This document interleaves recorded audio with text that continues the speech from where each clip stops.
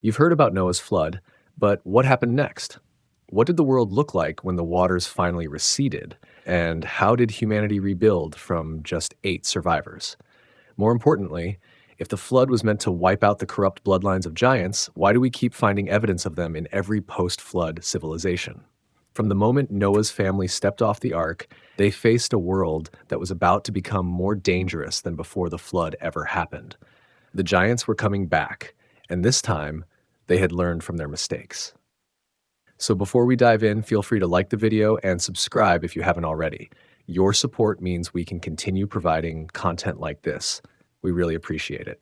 Also, let us know where you're watching from and what time it is.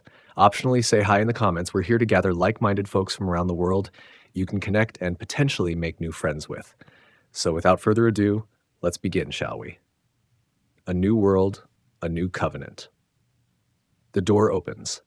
After a year sealed inside, the wooden barrier finally gives way. Noah steps onto soil that has never known a human footprint. The air smells different.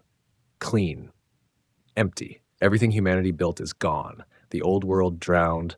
Every city, every monument, every trace of the civilization that had grown so corrupt, so violent, so tangled with forces that should never have touched the earth. The floodwaters consumed it all, returning creation to a blank slate. Noah is 601 years old when he removes the covering of the ark. His wife stands beside him. Their 3 sons, Shem, Ham, and Japheth, emerge with their wives, 8 souls, the only humans left alive. This is humanity's second beginning. The landscape before them stretches endless and strange. Mountains rise where none stood before. Rivers carve new paths through reshaped terrain. The flood didn't just cleanse the earth, it transformed it. The very bones of the world shifted under that year of water. Genesis records what happens next with precise detail. Noah builds an altar. He takes clean animals and clean birds, creatures saved specifically for this purpose, and offers them as burnt offerings to the Most High. The smoke rises into a sky that hasn't seen human worship in over a year. The text says the Lord smells the pleasing aroma. But more than that, something shifts in the heavenly realm. A decision forms, a promise takes shape. Never again, the voice declares. The Creator makes a covenant with Noah, not just with him, but with every living creature that survived, every beast that walked down that ramp, every bird that would spread across the renewed earth. This covenant covers all flesh. The terms are clear. Seasons will continue their cycle. Seed time and harvest, cold and heat, summer and winter, day and night. These rhythms will not cease as long as the earth remains. No matter what humanity does, creation itself will maintain its order. But there are new rules now. Before the flood, according to Genesis, humanity ate plants, herbs, and fruits. The garden diet extended to all people. But now, emerging into this reshaped world, the Creator grants a new permission.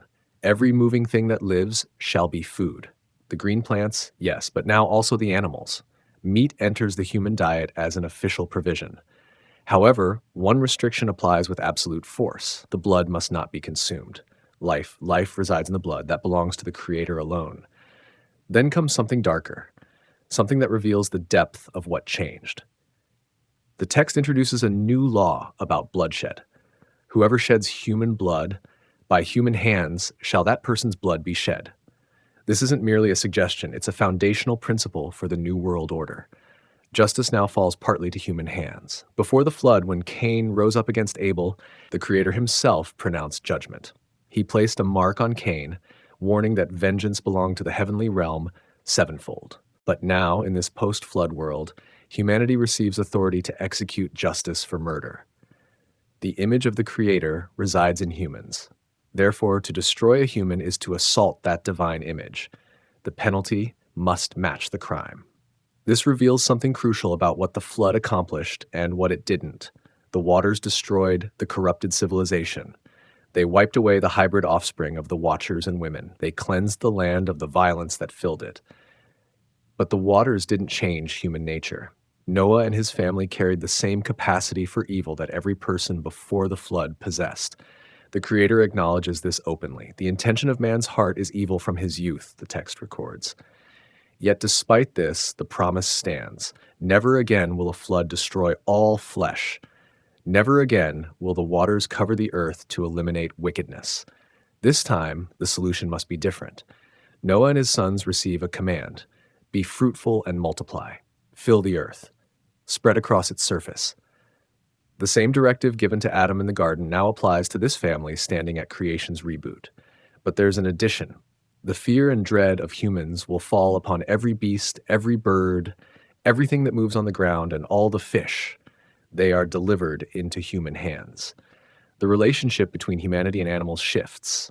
What was perhaps partnership in the garden becomes dominion in this new age. The covenant needs a sign, something visible, something that every generation can see and remember. The Creator places his bow in the clouds. When rain falls and sunlight breaks through, the rainbow appears as a reminder, not just to humanity, but to the Creator himself. When I see the bow, the text explains, I will remember the everlasting covenant. Think about that. The sign serves as a memorial for both parties. Every storm that gathers, every rain that falls, the bow appears as a promise. The waters will never again become a flood to destroy all flesh. This covenant includes every living creature, the cattle, the birds, the beasts, everything that came out of the ark, everything that will descend from them for all generations, forever. Noah and his family stand as the new patriarchs.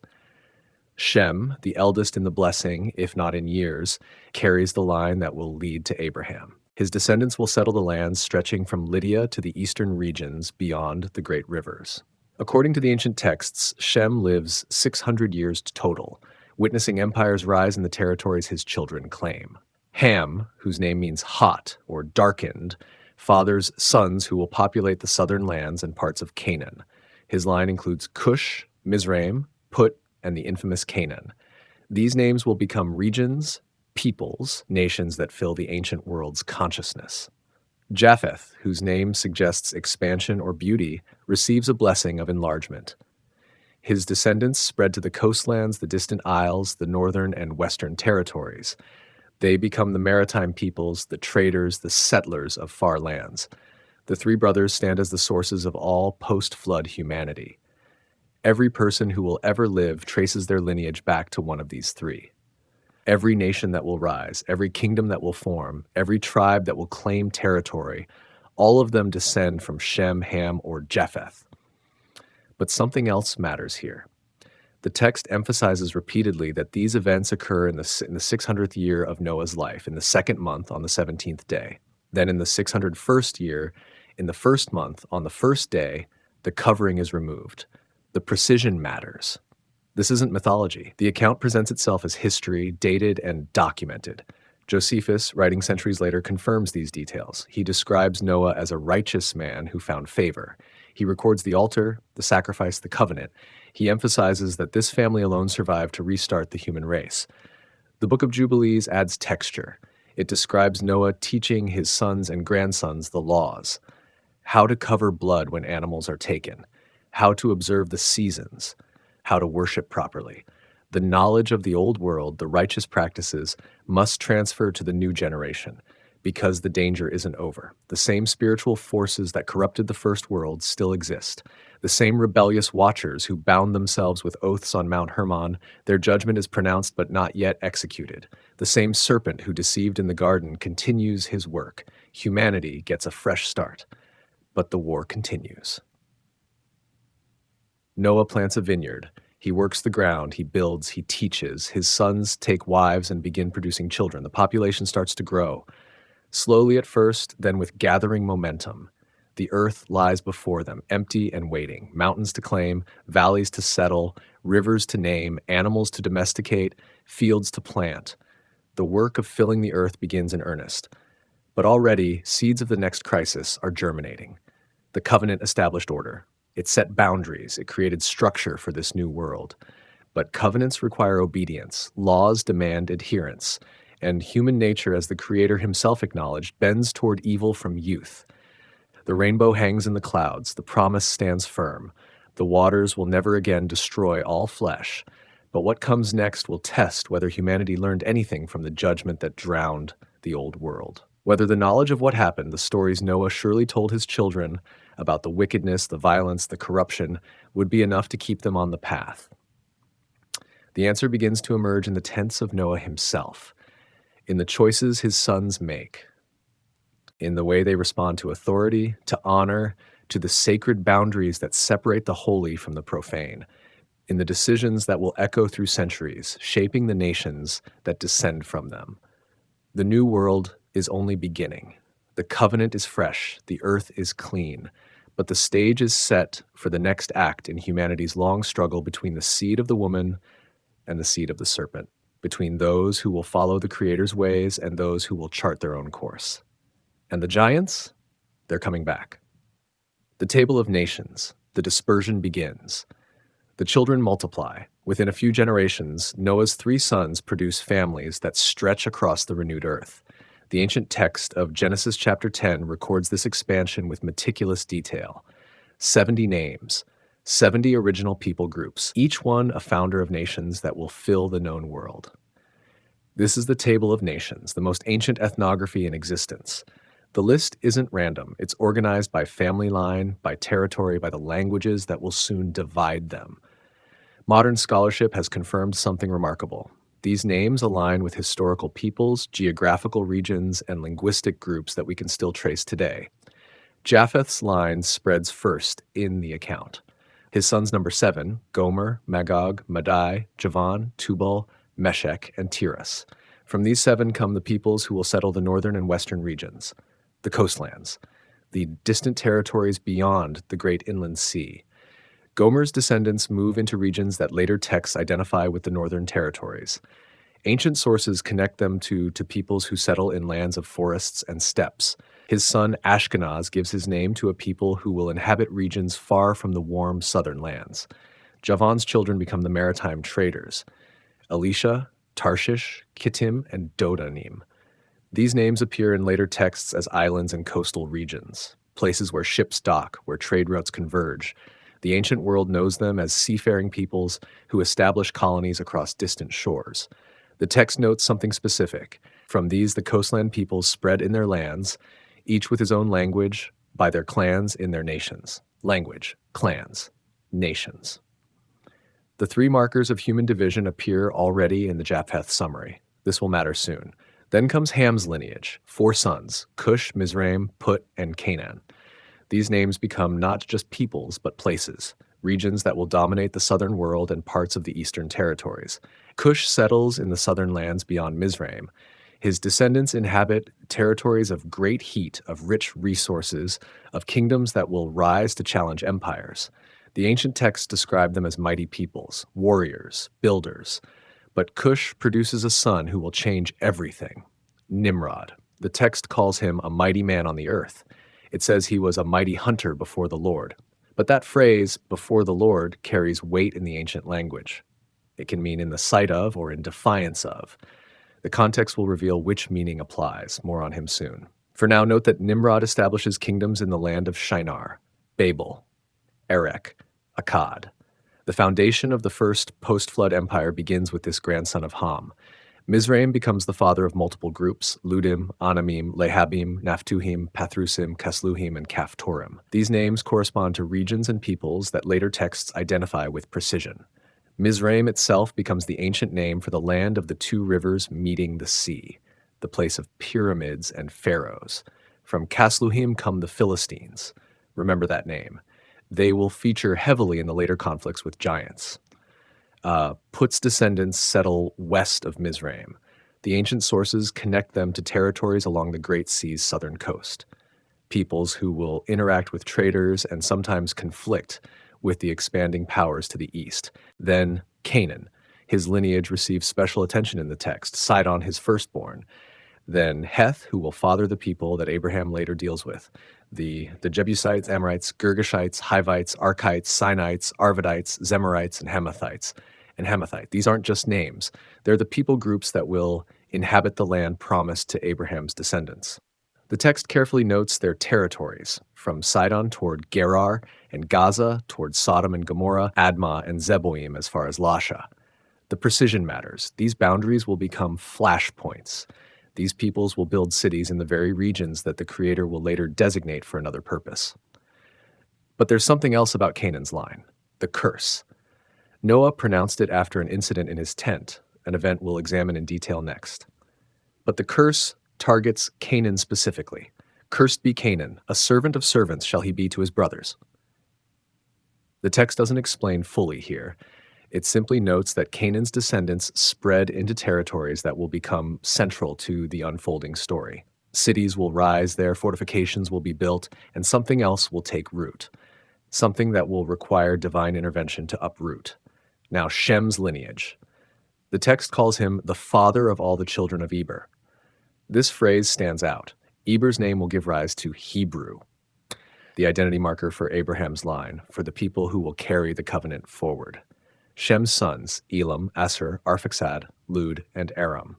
From these come peoples who will dominate the territories between the great rivers, the heartland of the ancient world. Elam's descendants settle in the eastern highlands, fierce peoples, independent. Later texts describe them as archers, warriors, people who resist empires.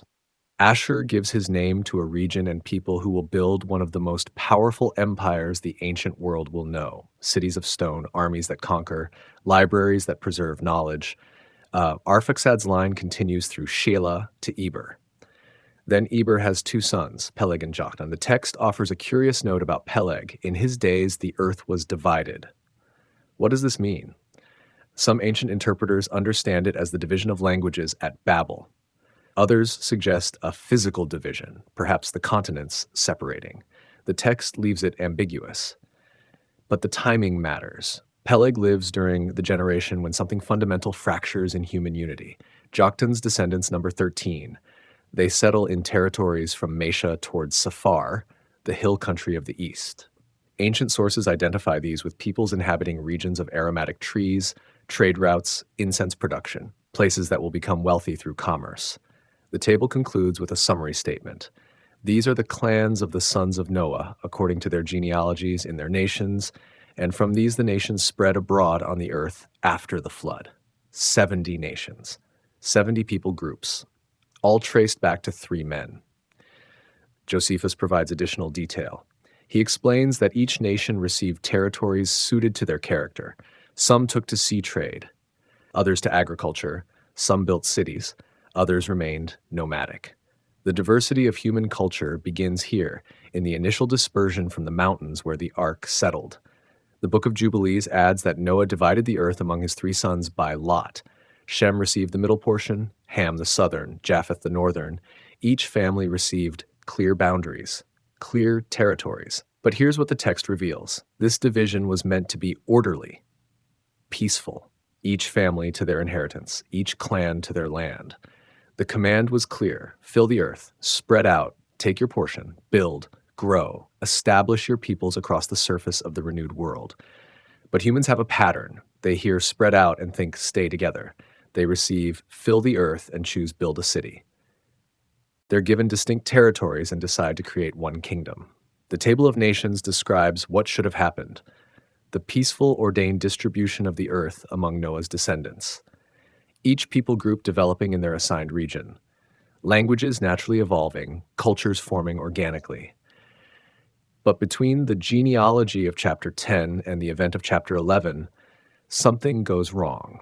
The dispersion described in the table, it doesn't happen voluntarily, it's forced. The languages mentioned for each clan, they don't develop naturally. They're imposed. Something occurs that shatters the ideal distribution. An event so significant that it reshapes human civilization forever. A moment of collective rebellion that brings divine intervention.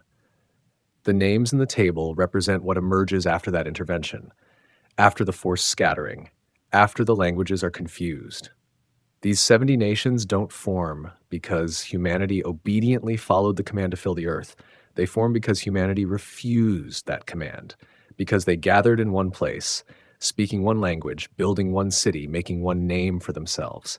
And that unity, that single-minded collective defiance, had to be broken.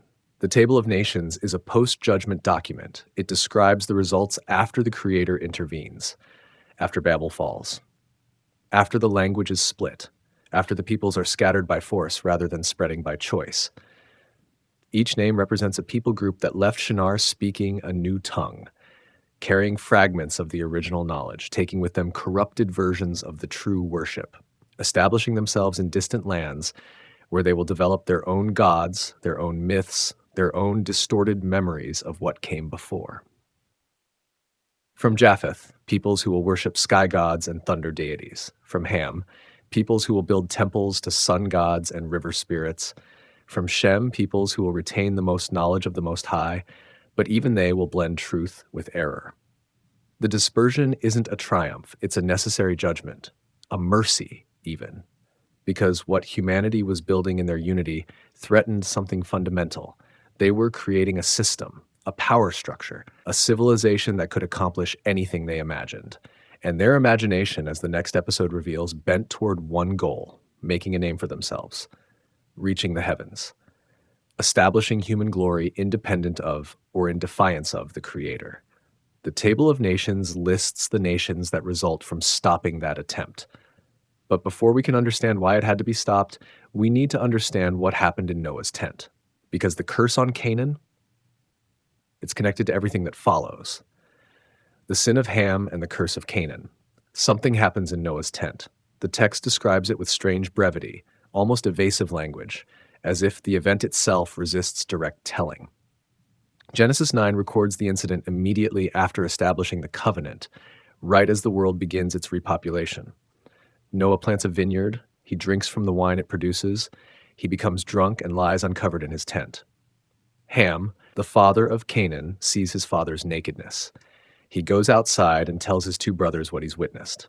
That's it. That's the description of the act. But the response reveals that something far worse occurred than the text makes immediately obvious. Shem and Japheth take a garment.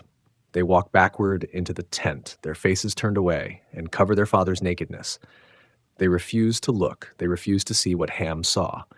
Noah wakes from his wine. The text says he knew what his youngest son had done to him.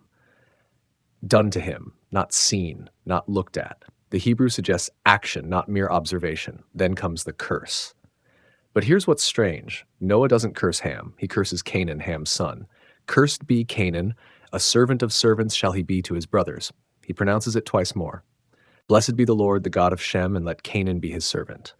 Then, may God enlarge Japheth, and let him dwell in the tents of Shem, and let Canaan be his servant. 3 times.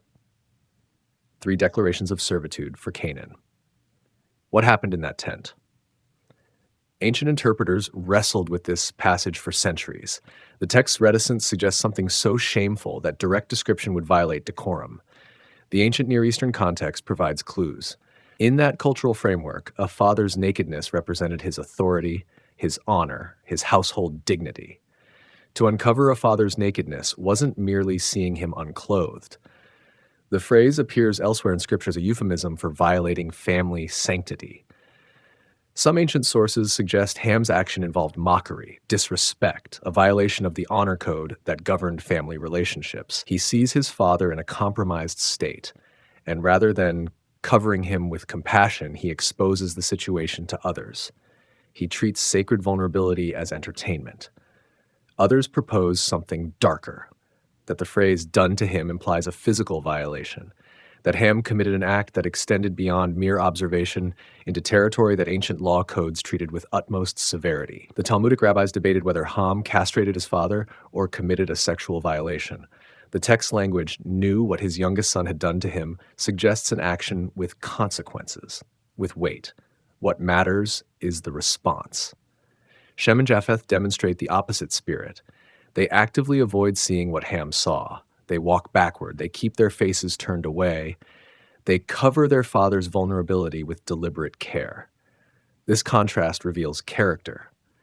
Ham sees opportunity for mockery or exploitation. Shem and Japheth see opportunity for honor and protection.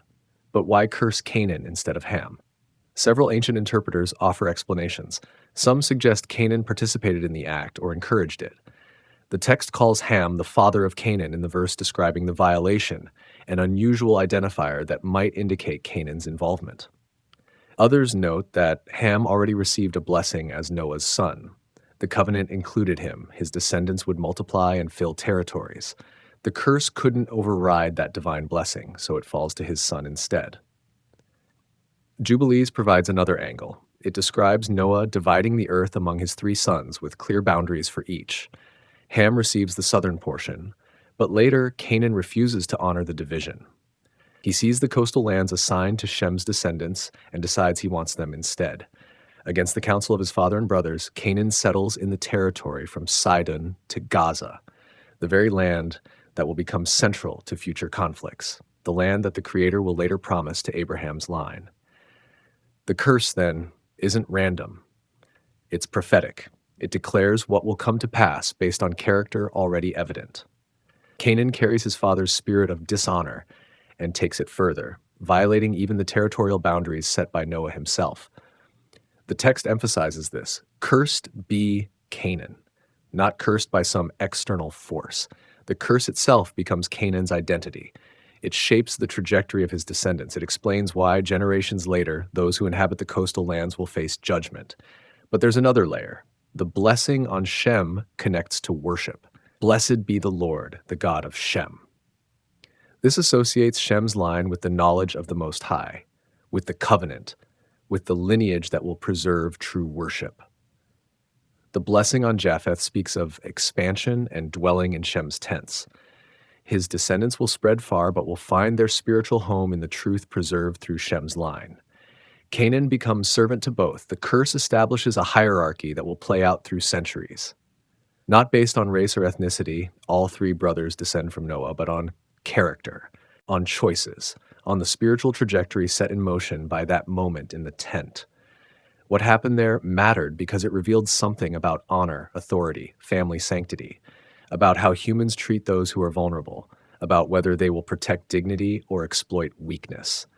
Ham's action broke something. It violated a sacred boundary. It demonstrated a spirit that would manifest in his descendants, particularly through Canaan's line. Because here's what becomes clear in later texts. The Canaanites developed the most degraded religious practices in the ancient world. Their worship involves acts that other nations find abhorrent. They institutionalize practices that violate the created order: sexual rituals in temples, child sacrifice to hungry gods, cult prostitution as worship, the dissolution of family boundaries. The very things that characterize the pre-flood world creep back into Canaan's territories. Is this coincidence? Or does the curse in Noah's tent connect to what will later flourish in Canaan's cities? The ancient texts suggest a connection. They indicate that spiritual rebellion often follows family lines, that children tend to magnify the tendencies of their parents, for good or ill. Ham dishonored his father. Canaan would dishonor the territorial division. The Canaanites would dishonor creation itself with their practices. Shem honored his father. His line would preserve the knowledge of the Creator. From his descendants would come Abraham, Moses, David, and ultimately the one who would restore all honor.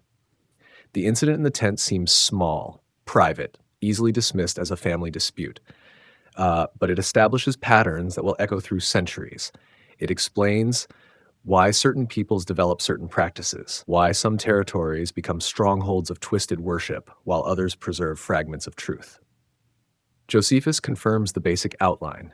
He describes Ham as seeing his father and laughing, as treating the situation with contempt rather than compassion, as valuing entertainment over honor. The rabbis debate the details, but they agree on the principle. What happened violated something sacred. It broke faith with the fundamental order of family, authority, and dignity. Noah's pronouncement isn't revenge, it's revelation. He speaks as a prophet, declaring what the future will bring based on what the present reveals. Canaan will serve. His descendants will fall under the authority of Shem's line and Japheth's expansion, not because of skin tone or geography, but because of spiritual trajectory, because of choices made and patterns established. The curse finds its fulfillment generations later when the people escaping bondage in Mizraim receive a command: enter the land of Canaan and drive out its inhabitants. Remove the Canaanites from their cities, destroy their altars, tear down their sacred poles. Why such harsh instructions? Because by then, Canaan's descendants have created a civilization so corrupt, so twisted, so antithetical to the created order, that allowing it to continue would threaten the covenant plan itself. The curse pronounced in Noah's tent reaches its conclusion in the conquest under Joshua, the servant peoples displaced by those they were meant to serve. The trajectory set in motion finally playing out. But between the curse and its fulfillment, Something else happens. Canaan's territory becomes the staging ground for the return of the giants. The coastal cities become strongholds of the Anakim. The very land cursed in Noah's tent becomes the place where the Nephilim bloodline reasserts itself. Coincidence or connection? The text suggests the latter. That spiritual rebellion creates openings for darker forces. That dishonor toward the Creator's order invites other rebellions, including the forbidden mixing that produces the giants themselves. Ham's choice in the tent ripples forward. Canaan's refusal of his allotted territory compounds the error. The Canaanite civilization that emerges becomes a beacon for every form of corruption. And into that corruption, the Watchers descend once more. But before we reach that part of the story, we need to meet the man who crystallizes post-flood rebellion into a single ambitious project, the mighty hunter, the king, Nimrod. Nimrod, the first mighty king. He's unlike anyone before him. Genesis 10 introduces him with peculiar emphasis. Cush fathered Nimrod. He was the first on earth to be a mighty man. The first. That matters. Before the flood, the Nephilim were mighty men, men of renown. But after the waters receded, after the old world drowned, Nimrod emerges as something new, the first to reclaim that title in the renewed world. His name in Hebrew carries meanings worth noting. Some connect it to rebel or we will revolt. Others link it to leopard imagery, spotted, predatory, striking without warning. The ancient interpreters saw both meanings as fitting. The text calls him a mighty hunter before the Lord. That phrase again. Before the Lord can mean in the sight of or in the face of. It can suggest someone who operates under divine blessing or someone who operates in defiance of divine will. A saying apparently arose in the ancient world, like Nimrod, a mighty hunter before the Lord. Proverbs don't emerge from nothing. They crystallize around characters who become archetypes. Nimrod becomes the archetype of something. But of what exactly? Look at what he builds. The beginning of his kingdom was Babel, Erech, Akkad, and Calneh in the land of Shinar. 4 cities, the foundation of the first post-flood empire, all located in the region between the great rivers, the most fertile, productive land in the known world. Then the text adds, from that land he went into Ashur and built Nineveh, Rehoboth, Ir, Calah, and Rezen between Nineveh and Calah. That is the great city. 8 cities total. An empire stretching from Shinar into the northern territories. This isn't a man content with one settlement. He's building a system, a network, a domain. Josephus provides crucial context. He describes Nimrod as someone who changed the existing order. Before him, people lived in respect for the Creator, in reverence for the covenant given to Noah. But Nimrod gradually changed the government into tyranny. He convinced people that their prosperity came from their own valor, not from the Creator's provision. He taught them to attribute their security to his protection, not to divine care. This represents a fundamental shift in human consciousness. After the flood, the survivors knew what judgment looked like. They understood that rebellion leads to destruction. The rainbow hung in the sky as a constant reminder. The stories Noah told his children about the old world surely emphasized the consequences of corruption. But here comes Nimrod, grandson of Ham through Cush. He offers a different narrative. You don't need to fear the heavens. You don't need to depend on divine protection. Build walls thick enough. Raise towers high enough. Organize society efficiently enough. You can secure yourself through human achievement. He becomes the first empire builder, the first to centralize power, the first to convince people that collective human effort could achieve what faith in the Creator promised. The text's description of him as a hunter carries weight. In the ancient world, hunters pursued 2 kinds of prey, animals and men. Kings boasted in their inscriptions about prowess in both. They hunted lions to demonstrate courage. They hunted enemies to expand territory. Nimrod hunts both. But more than that, he hunts followers. He captures hearts. He builds loyalty. He creates a system where people look to him rather than upward. This is the birth of statism, of government as a replacement for divine authority, of human organization as a substitute for sacred order. He establishes his kingdom in Shinar, the same land where something significant will happen soon, the same region where humanity will gather to build their tower. Is Nimrod alive during the Babel event? The chronology suggests yes. The genealogies place him in the generation immediately following Noah's sons. The tower incident happens before the forced dispersion. The pieces fit together. Nimrod establishes his kingdom. He builds his cities. He creates a center of power that attracts people from across the populated regions. Then someone proposes, let's build something that will unite us all, something that will make our name great, something that reaches to the heavens. Who would propose such a project? A king, an organizer, someone with the resources, the influence, the vision to mobilize masses of people toward a single goal. The ancient sources make this connection explicit. Jubilees identifies Nimrod as the instigator of the Tower Project. Josephus confirms it. The rabbinical tradition universally links him to Babel. He doesn't just build cities, he builds a civilization that rivals and rejects the heavenly order.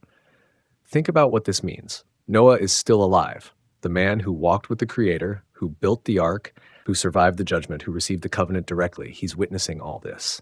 Shem is alive. The patriarchs who remember the old world and its destruction watch as their descendants gather in Shinar to elevate human achievement above divine authority. Nimrod crystallizes the rebellion. He gives it structure. He gives it ambition. He gives it a king.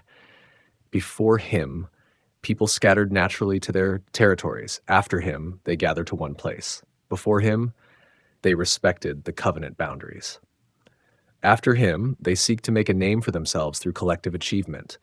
The text emphasizes his might, his hunting prowess, his kingdom building. These aren't neutral descriptions. They establish him as powerful, influential, capable of mobilizing resources and people. But might applied toward what end? If he truly hunted before the Lord in the sense of operating under divine approval, the text would celebrate his achievements differently. It would describe him as Joshua, or David would later be described, mighty men whose strength served the Creator's purposes. Instead, the language carries ambiguity, tension. The ancient readers would catch the wordplay, the double meanings, the subtle indicators that something here diverges from the intended path. He builds Babel first. The name will become synonymous with confusion, with scattered languages, with divine intervention against human pride. But before the scattering, Babel represents the pinnacle of Nimrod's vision. A city, a tower, a center of human civilization, independent of, perhaps defiant toward, the heavenly order. 8 cities he builds, 8 centers of power in the land between the rivers and beyond.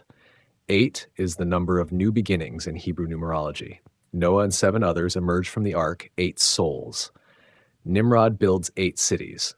Perhaps a mockery, perhaps an alternative vision of what new beginning means, not beginning again under divine covenant, but beginning again under human kingship. The pattern he establishes will persist through history. Empires will rise in Mesopotamia, Babylon, Assyria, powers that dominate through military might, economic control, centralized authority. They all trace back to this first empire builder, this mighty hunter. This man who convinced people they could secure their own future without reference to the covenant hanging in the clouds. His legacy isn't just political, it's theological. He represents the first systemic alternative to faith, the first organized attempt to build security through human means. The first kingdom to say, we don't need divine protection. We have walls, we have organization, we have power. Later prophets will remember this. When they speak against Babylon, against Assyria, against the empires that claim self-sufficiency, they're echoing the judgment that began with Nimrod. He's the prototype, the pattern, the archetype of the ruler who builds a kingdom on human glory rather than divine purpose. And what he begins at Babel, that project of collective human ambition, will force the Creator's hand. Because if humans remain unified under this kind of leadership, speaking one language, sharing one vision of human-centered civilization, they will accomplish anything they imagine. The text will say this explicitly. Nothing they propose to do will be impossible for them. That sounds like a compliment, but in context, it's a threat assessment. Humans unified in rebellion against the created order, led by someone like Nimrod, capable of achieving any goal they conceive. This is the pre-flood world all over again. Except this time, the covenant promises no flood will come, so the intervention must be different, the unity must be broken, the language must be confused, the peoples must be scattered. And Nimrod's empire, it will fracture.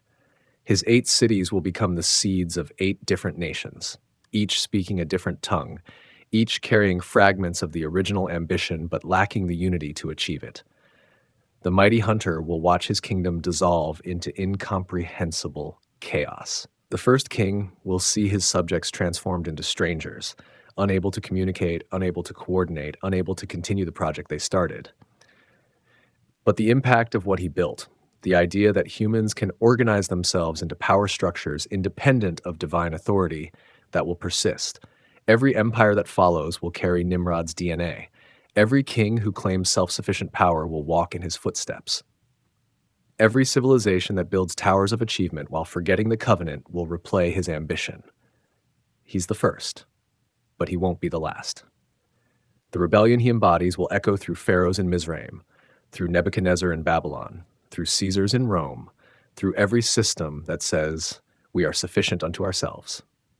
And standing against this trajectory will be another line, Shem's descendants, the covenant keepers, those who remember that the rainbow means both promise and warning, that security comes not from towers that reach the sky, but from alignment with the one who placed the stars in their courses, that true might is found not in hunting and conquest, but in faithfulness to the created order.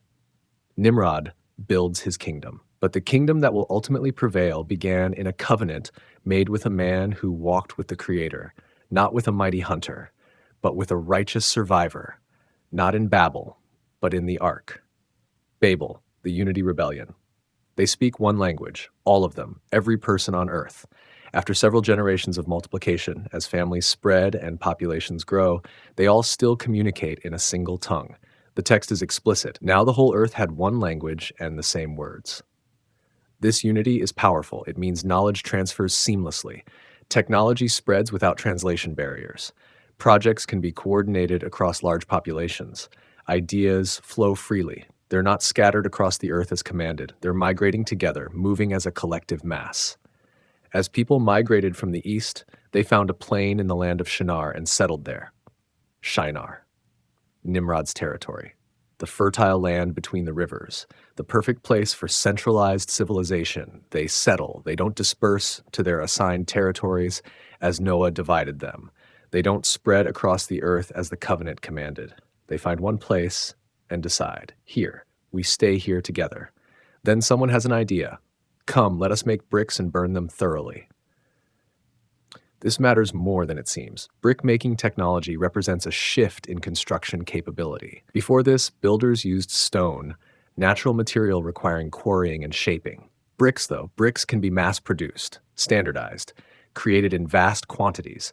The text notes they used brick for stone and bitumen for mortar. They're not just building with available materials, they're manufacturing their own. They're controlling the production process from raw earth to finished product. This is industrialization, early but real.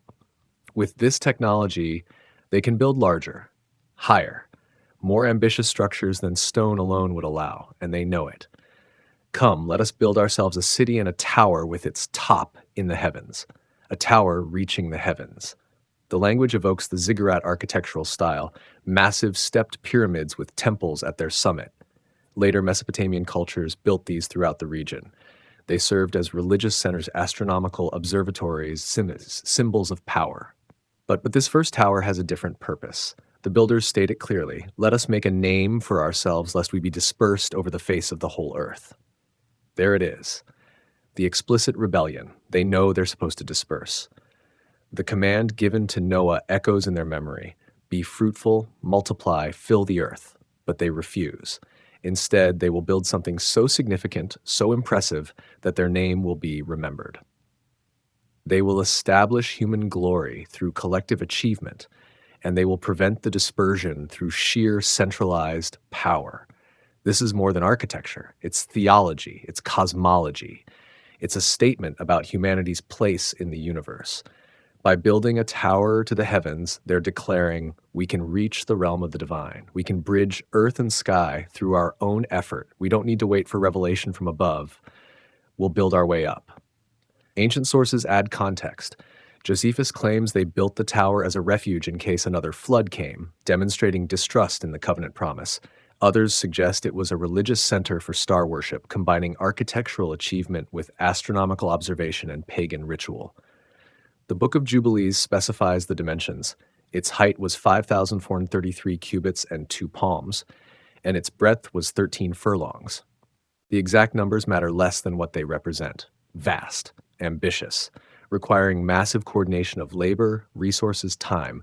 This isn't a tribal project, it's an empire scale undertaking. Only someone like Nimrod could organize it. Then the Lord comes down to see. The phrasing is interesting. The Lord came down to see the city and the tower that the children of man had built. Down.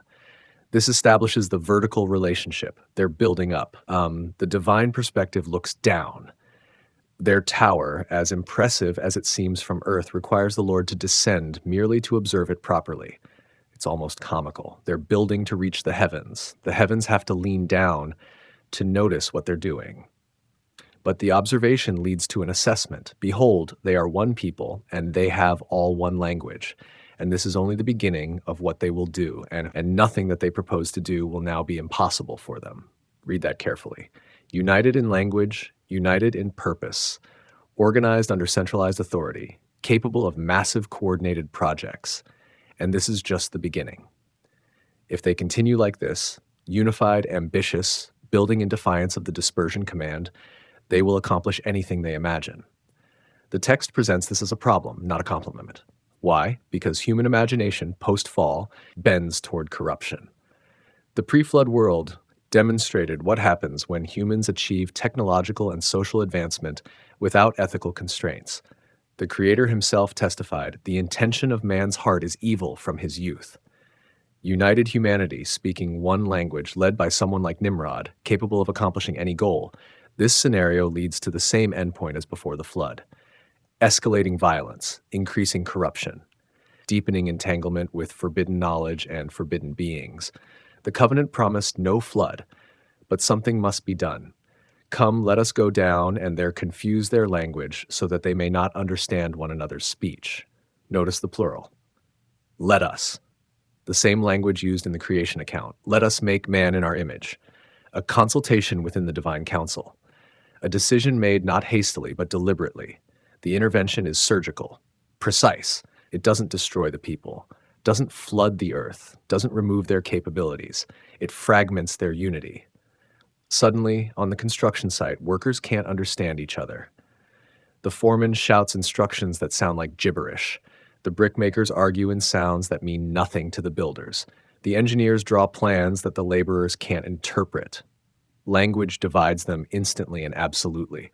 Imagine the chaos, the confusion, the sudden isolation of being surrounded by people whose words have become incomprehensible. The project halts.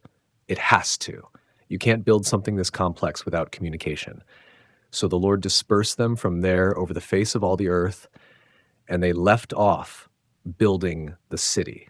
The dispersion Noah commanded. The spreading across the earth should have happened voluntarily. It happens now by necessity. Families that can still understand each other group together. Clans with shared language band up. They leave Shinar, some heading north, others south, some east, others to the coastlands. They take with them their knowledge, their technology, their ambitions. But now they lack the unity to achieve them on the same scale. Therefore its name was called Babel, because there the Lord confused the language of all the earth. Babel, from the Hebrew balal, to confuse or mix. Though the builders intended it to be the center of human civilization, it becomes instead a monument to failure, a reminder that human unity divorced from divine purpose leads to confusion. Later, Babylon will rise in the same region. The empire that claims to be the gate to the gods, that's what Babel means in Akkadian. But the Hebrew wordplay ensures every time the name is spoken, people remember this is where languages were confused, where human ambition was checked. The 70 nations described in the Table of Nations, they emerge from this event, each speaking a distinct language, each carrying corrupted fragments of the original knowledge. They spread across the earth bearing memories, stories, traditions. But now those stories will evolve differently in isolation. The same fundamental events, creation, fall, flood, covenant, will be remembered through different linguistic and cultural lenses. In one region, they'll tell of sky gods who mate with humans. In another, of wars between titans and deities. Some will remember a great flood sent by angry gods. Others will craft elaborate pantheons to explain natural phenomena. The core truth fragments into 1,000 variations. This is the birth of mythology as we know it, not pure invention, but corrupted memory, truth bent through the lens of rebellion, linguistic isolation, and cultural drift. And here's what the text suggests happened next. As these groups dispersed with their new languages, they didn't just separate geographically, they separated spiritually. Each clan would develop its own gods, deify their ancestors, create rituals to placate forces they no longer understood, sacrifice to powers they wrongly identified. The Canaanites would craft Baal worship. The Egyptians would build their pantheon around the river and the sun. The northern peoples would tell tales of gods in distant halls, all of them carrying distorted memories of the one creator, all of them fragmenting the truth into regional variations. But one line would preserve more of the original knowledge: Shem's descendants, particularly through Eber. They would maintain the understanding of the Most High. They would resist the slide into complete paganism. Not perfectly. Even they would struggle. Even Abraham's father, Terah, served other gods. But the core knowledge would survive. The covenant memory would persist. And from that line would come the one who would reverse Babel, not through forcing unity, but through gathering worshipers from every tongue, tribe, and nation back to the true worship. Not in one place, but in one truth. But that's far ahead. For now, Babel falls silent. Its tower stands unfinished, a monument to interrupted ambition. The people scatter with confused tongues. Nimrod's empire fractures into rival kingdoms.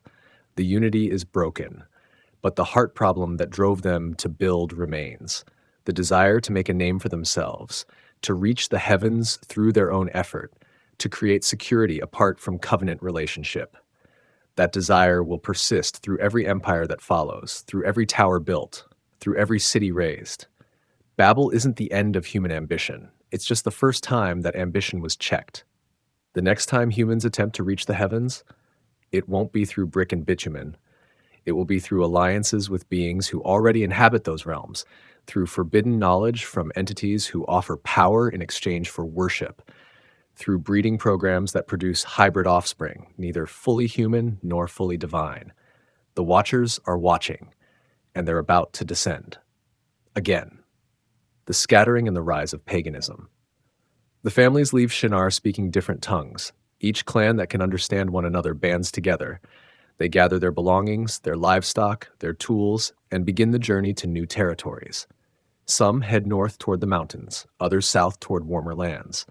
Some follow rivers east, others trace coastlines west. The command to fill the earth finally happens, not by choice, by necessity.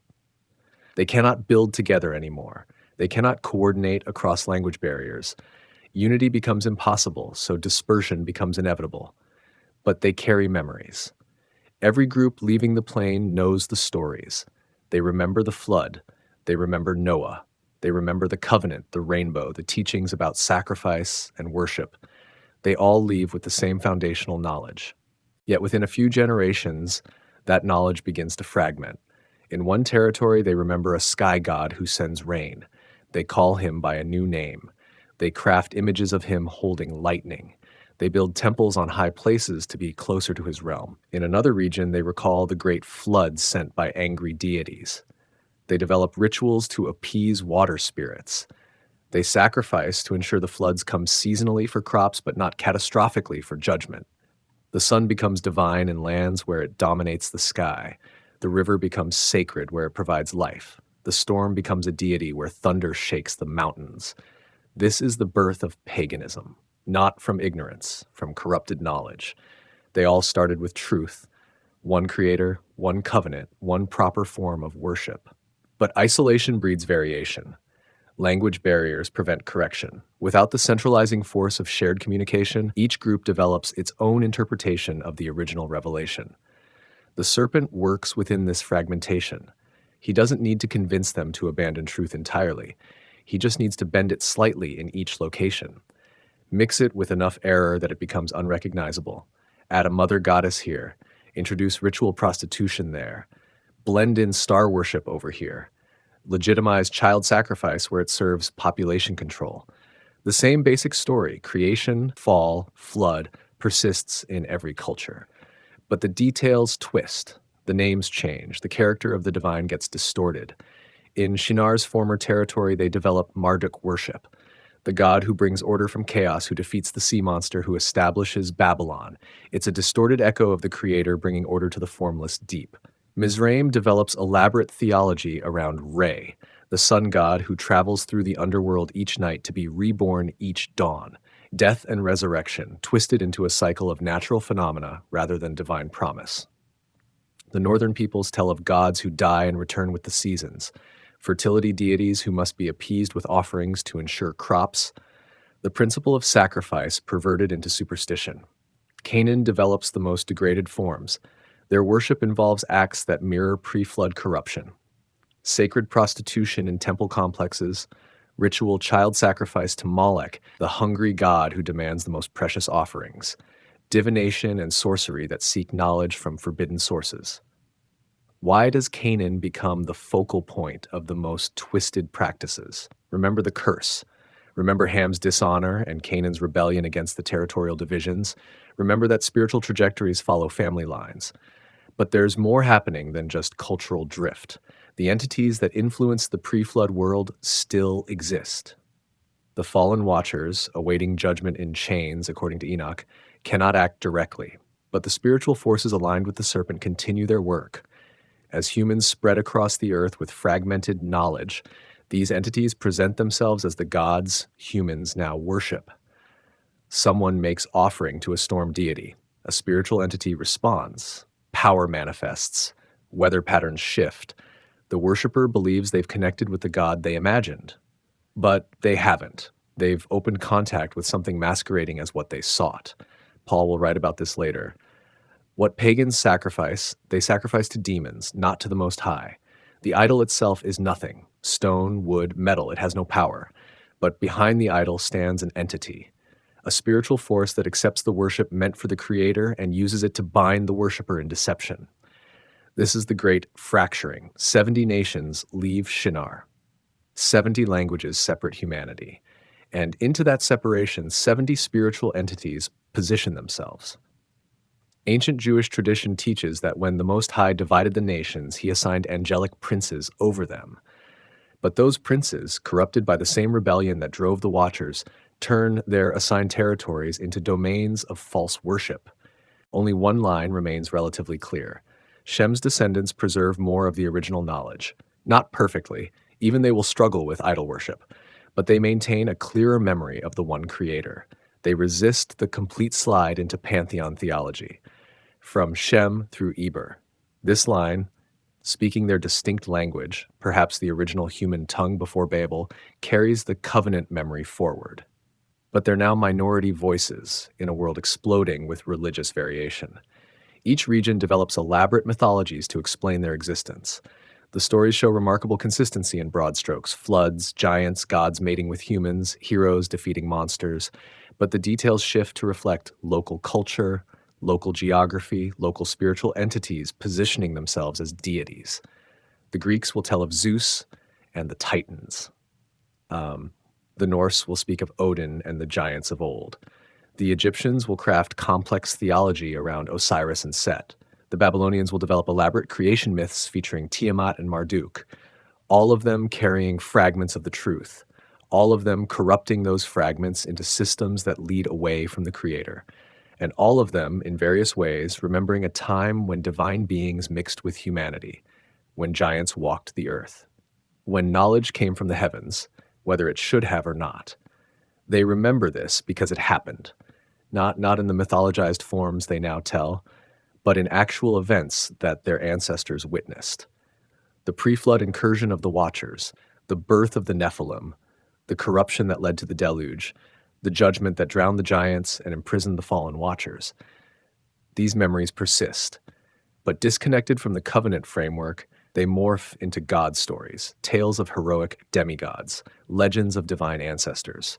The Canaanites will speak of the Rephaim, ancient mighty ones who now dwell in the underworld. They'll build altars to contact these entities, seeking power from the dead giants. The Greeks will craft entire cycles about heroes born of divine human unions. Heracles, Perseus, Achilles, all sons of gods and mortal women. Their stories echo the Nephilim accounts, but reconfigured into entertainment, into national pride, into religious validation for their own practices. This is what the scattering produces: a world divided by language, separated by geography, fragmented in worship. Each group developing its own gods, its own rituals, its own distorted memories of the events that shaped human history. And in that fragmentation, humanity becomes vulnerable without the centralizing truth, without the covenant memory clearly preserved, without the knowledge of proper boundaries between heaven and earth. They become vulnerable to the same corruption that destroyed the first world. The Watchers were bound, the Nephilim drowned, the pre-flood civilization buried under sediment and water. But the spiritual forces driving that corruption weren't eliminated. They were checked, contained, judged, but not yet finally executed. And they're watching the scattered nations, looking for openings, seeking territories where the covenant memory has grown so weak that the old practices can be reintroduced. Finding people so eager for power, for knowledge, for contact with the divine realm that they'll welcome forbidden instruction. The scattering was meant to prevent unified rebellion, but it created 100 smaller opportunities for localized corruption. In isolated regions, without the correcting influence of the covenant community, without the memory of what the Watchers brought before, new generations will prove willing to repeat old mistakes. They'll build temples on high mountains to attract heavenly visitors. They'll develop rituals specifically designed to invoke divine presence. They'll seek knowledge from the stars, from the spirits, from any source that promises power, and someone will answer. Not the Creator, not the covenant-keeping God of Shem, but the entities who failed to hold their proper domain, who lusted after human women before, who taught forbidden knowledge and produced hybrid offspring, the fallen ones. They're about to fall again. Not all of them.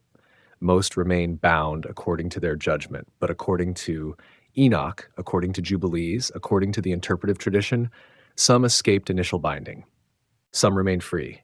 And they're watching the scattered nations, particularly one region, one mountain, one location with significance from before. Mount Hermon, where a pact was made once before, where Watchers descended with intention, where they bound themselves with oaths to complete their plan. The children of Canaan spread into those territories. They settle in the coastal lands, in the valleys below Hermon, in the regions that will become strongholds of twisted worship. And on that mountain, something is stirring. Again, the line of promise, Shem to Abram. While nations scatter and paganism spreads, one line continues forward with purpose. Shem lives 600 years total. He survives the flood, witnesses the covenant, watches the Babel dispersion, and carries the knowledge of the old world deep into the new age. He becomes a living bridge between eras. The genealogy continues with precision. 2 years after the flood, when Shem is 100 years old, he fathers Arphaxad. The timing matters.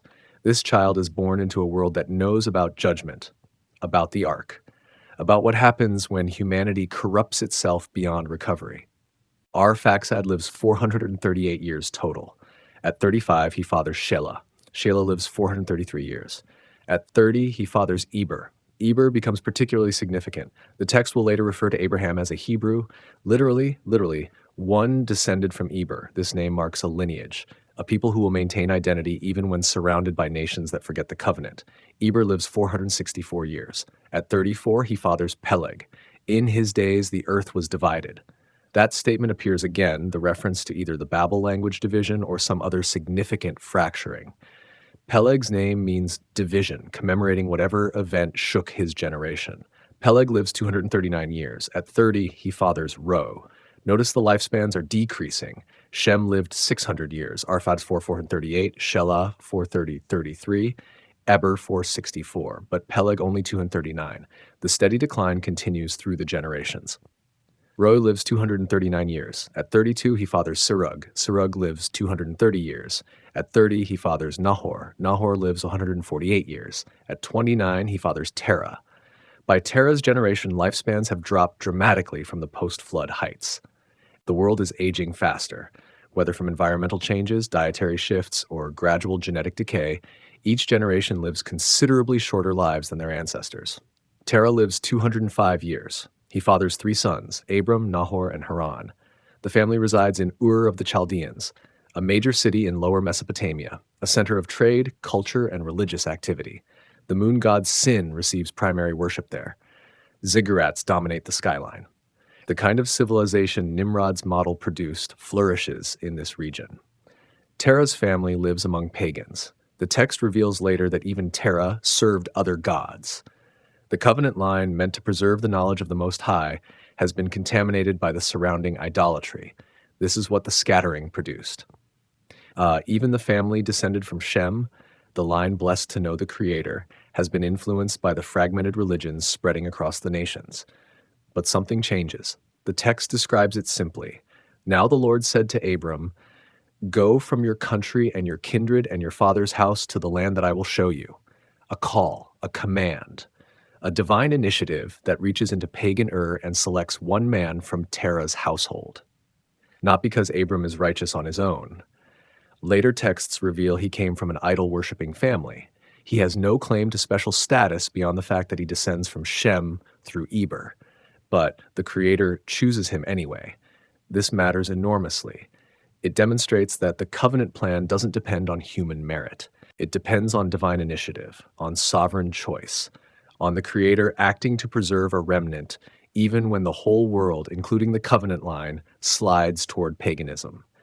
The call comes with promises. I will make of you a great nation, and I will bless you and make your name great, so that you will be a blessing. I will bless those who bless you, and him who dishonors you I will curse, and in you all the families of the earth shall be blessed.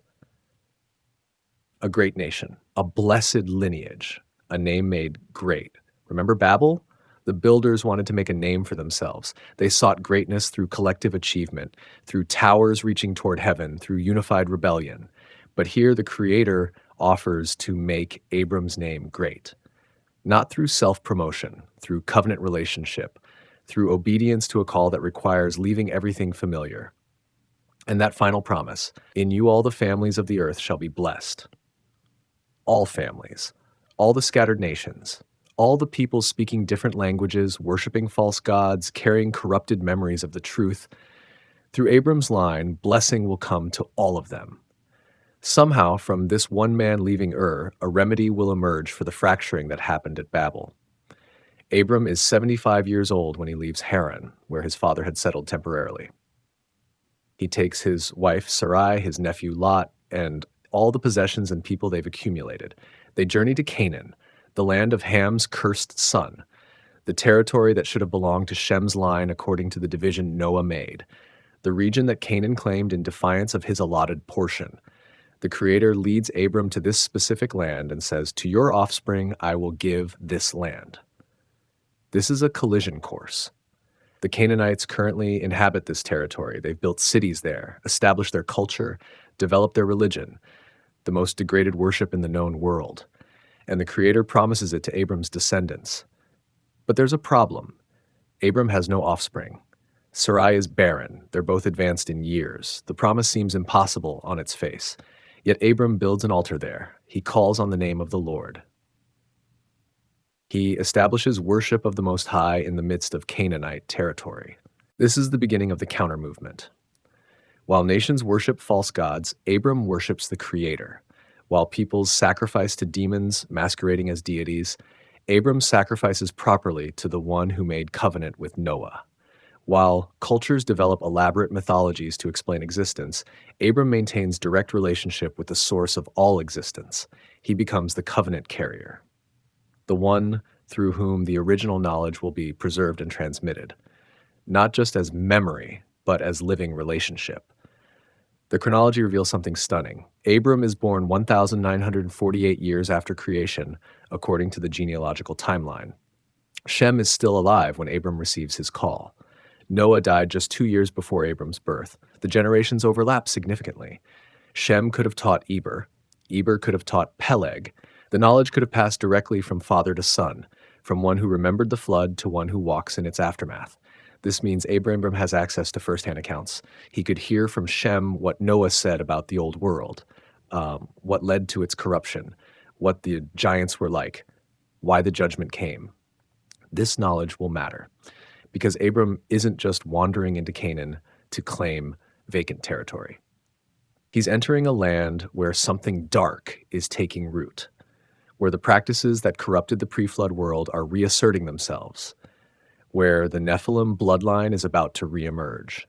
According to texts like Jubilees, the fallen watchers bound in judgment pleaded with their father, the Satan figure called Mastema, to leave them some of their offspring, some of the spirits of the dead giants, to accomplish their purposes on earth, even while bound, and permission was granted. 1/10 of the disembodied spirits of the slain Nephilim were released to roam the earth, to tempt humanity, to teach forbidden knowledge, to prepare the way for what comes next.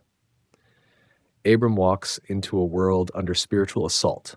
The nations scattered from Babel have opened themselves to demonic deception through their pagan practices. The Canaanites in particular have developed worship systems that invite the very corruption that brought the flood. And somewhere in the northern territories, on a mountain with dark history, watchers are gathering again. Not the same ones bound after their first rebellion, but others. Either those who escaped initial judgment or those who maintained their positions but now choose to fall. They're planning another incursion, another attempt to corrupt human genetics, another effort to produce hybrid offspring, another strategy to pollute the bloodline through which the promised seed will come, because that's what this is really about. The serpent was told in the garden, "The seed of the woman will crush your head, a human descendant who will defeat him, undo his work, restore what the fall corrupted." Every assault on humanity from that point forward serves one purpose: prevent that seed, corrupt the bloodline. Ensure that when the promised one comes, he cannot be fully human or cannot come at all. The flood was meant to eliminate the Nephilim contamination, but if new giants can be produced, if the bloodline can be polluted again, perhaps the promise can be thwarted. Abram represents the narrowing of that promised line. From all humanity to Noah's line to Shem's descendants to Eber's family to this one man from Ur. If his offspring can be corrupted, if the Canaanite practices can influence his descendants, if the giants can be reintroduced into the very land promised to his seed, then maybe, just maybe, the promise fails. But the Creator has made covenant, given his word, established a plan that depends not on human faithfulness, but on divine commitment. Abram doesn't know all this yet. He simply obeys the call, leaves his country, journeys to a land filled with people who will become enemies of his descendants. He builds altars, he worships, he waits for the promised offspring. And while he waits in the north on Mount Hermon, the watchers descend. Again, the watchers return. The second incursion. Mount Hermon rises over 9,000 feet above the sea. Its peak dominates the northern landscape, visible for miles in every direction. Snow caps the summit most of the year. Springs flow from its base, feeding the river that will become the Jordan. The mountain marks a boundary between territories, between cultures, between the earthly and the heavenly. Ancient peoples consider it sacred, not in worship of the Creator, but in recognition that something powerful happens there. They're right. Something does happen there. According to the Book of Enoch, this is where the watchers descended during the first incursion, where 200 of them gathered, where they bound themselves with an oath to complete their plan despite knowing it violated the created order. The text preserves their names and their pact. These are the names of their chiefs: Samyaza, who was their leader, Urakiba, Ramiel, Kobiel, Tamiel, Ramiel, Daniel, Ezekiel, Barakiel, Asael, Armoros, Bateriel, Ananel, Zachiel, Samsiel, Satariel, Turiel, Yomiel, Araziel. 20 leaders of the 200, each commanding a group. Each bound by oath to proceed with the forbidden mixing. The oath mattered because what they planned terrified even them. They knew they were transgressing. They understood the consequences, but they wanted what they wanted, human women, so badly that they agreed to share the guilt. Let us all swear an oath and bind one another with curses, so that we do not abandon this plan, but carry it through. Mutual accountability in rebellion. If they all fell together, none could claim innocence. None could receive mercy by blaming others. They descended on Hermon in the days of Jared, father of Enoch.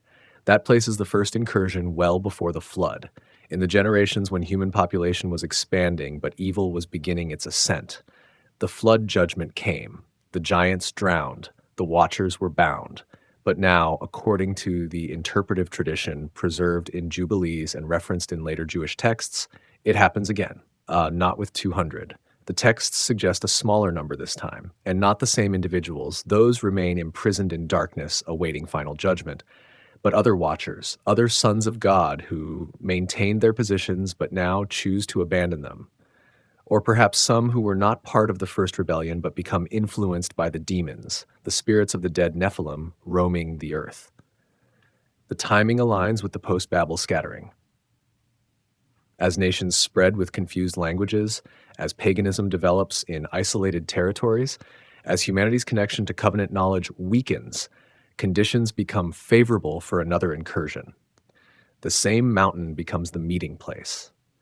Mount Hermon, now located in territory that will become associated with Canaan's descendants, in regions where the most twisted pagan practices flourish, where human sacrifice becomes normalized, where sacred prostitution serves as worship, where divination and sorcery are actively pursued.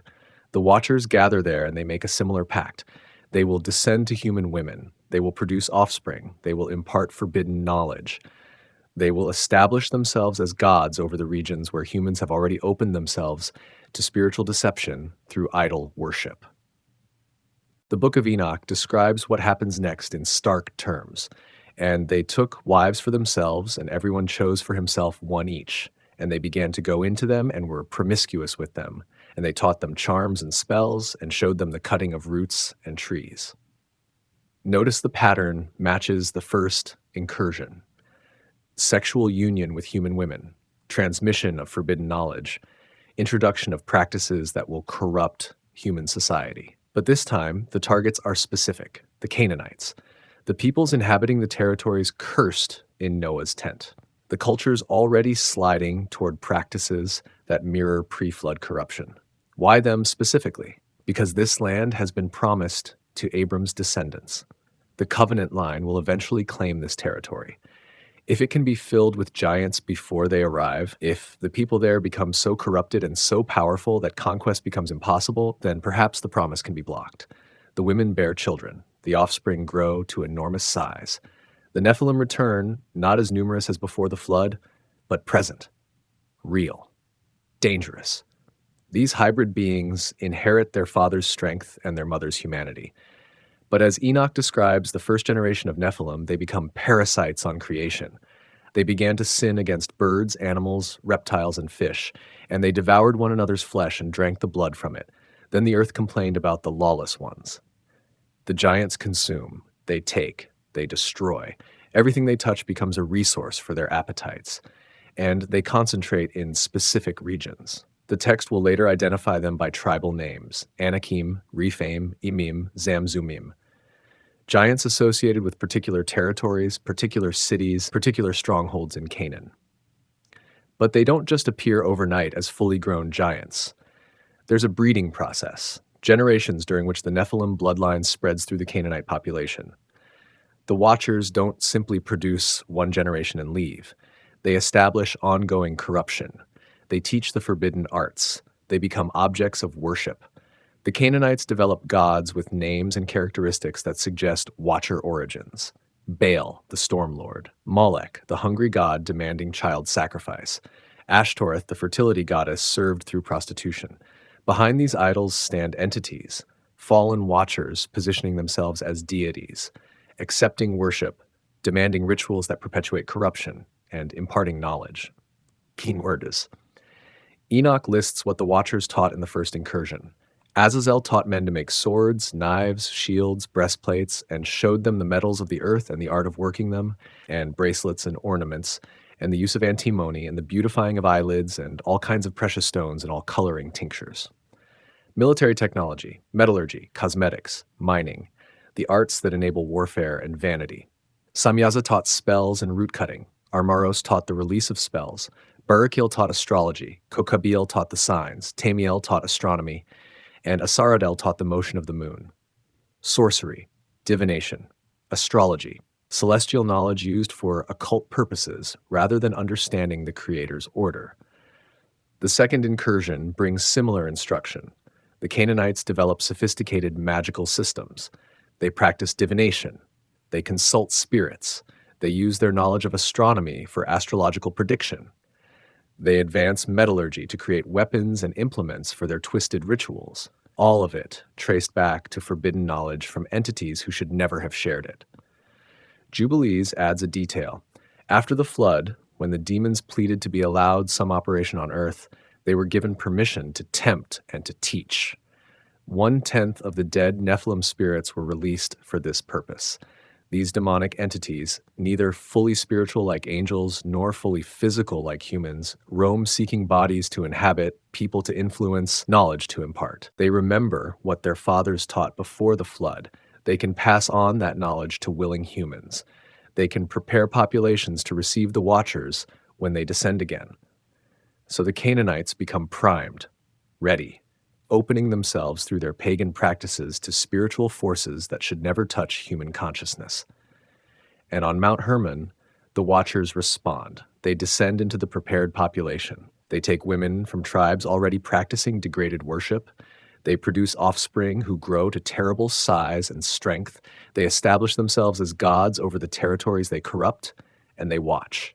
Because Abram is in the land now, the covenant bearer, the one promised a great nation descending from his line, the one whose offspring will possess this very territory.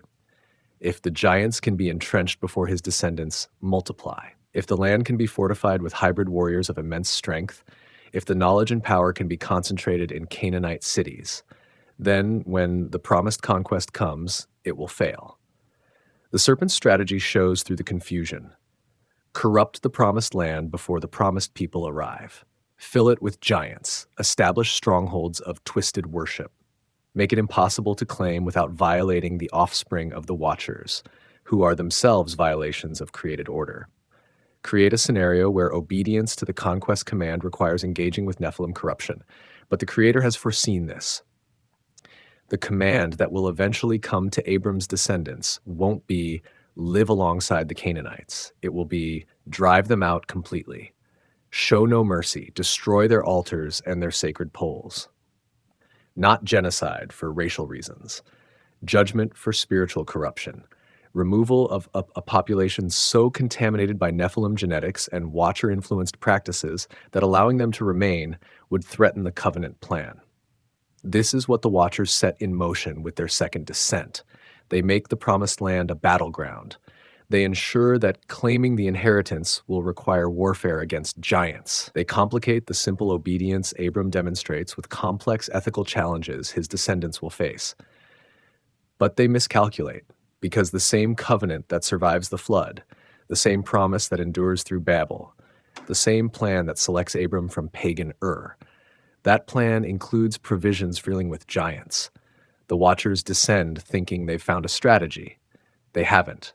They've just ensured that when the conquest comes, it will be total, complete. A thorough cleansing of every trace of their corruption from the land. The giants will fall.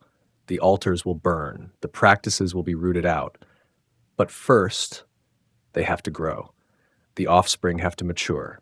The strongholds have to be built. And the knowledge, the forbidden knowledge that makes them dangerous, has to be transmitted. That knowledge will shape the ancient world. It will create the mystery religions that promise secret wisdom. It will establish the foundation for what humanity calls magic, sorcery, divination, all of it traced back to entities who fell from their assigned positions to mate with humans and teach what should never have been taught.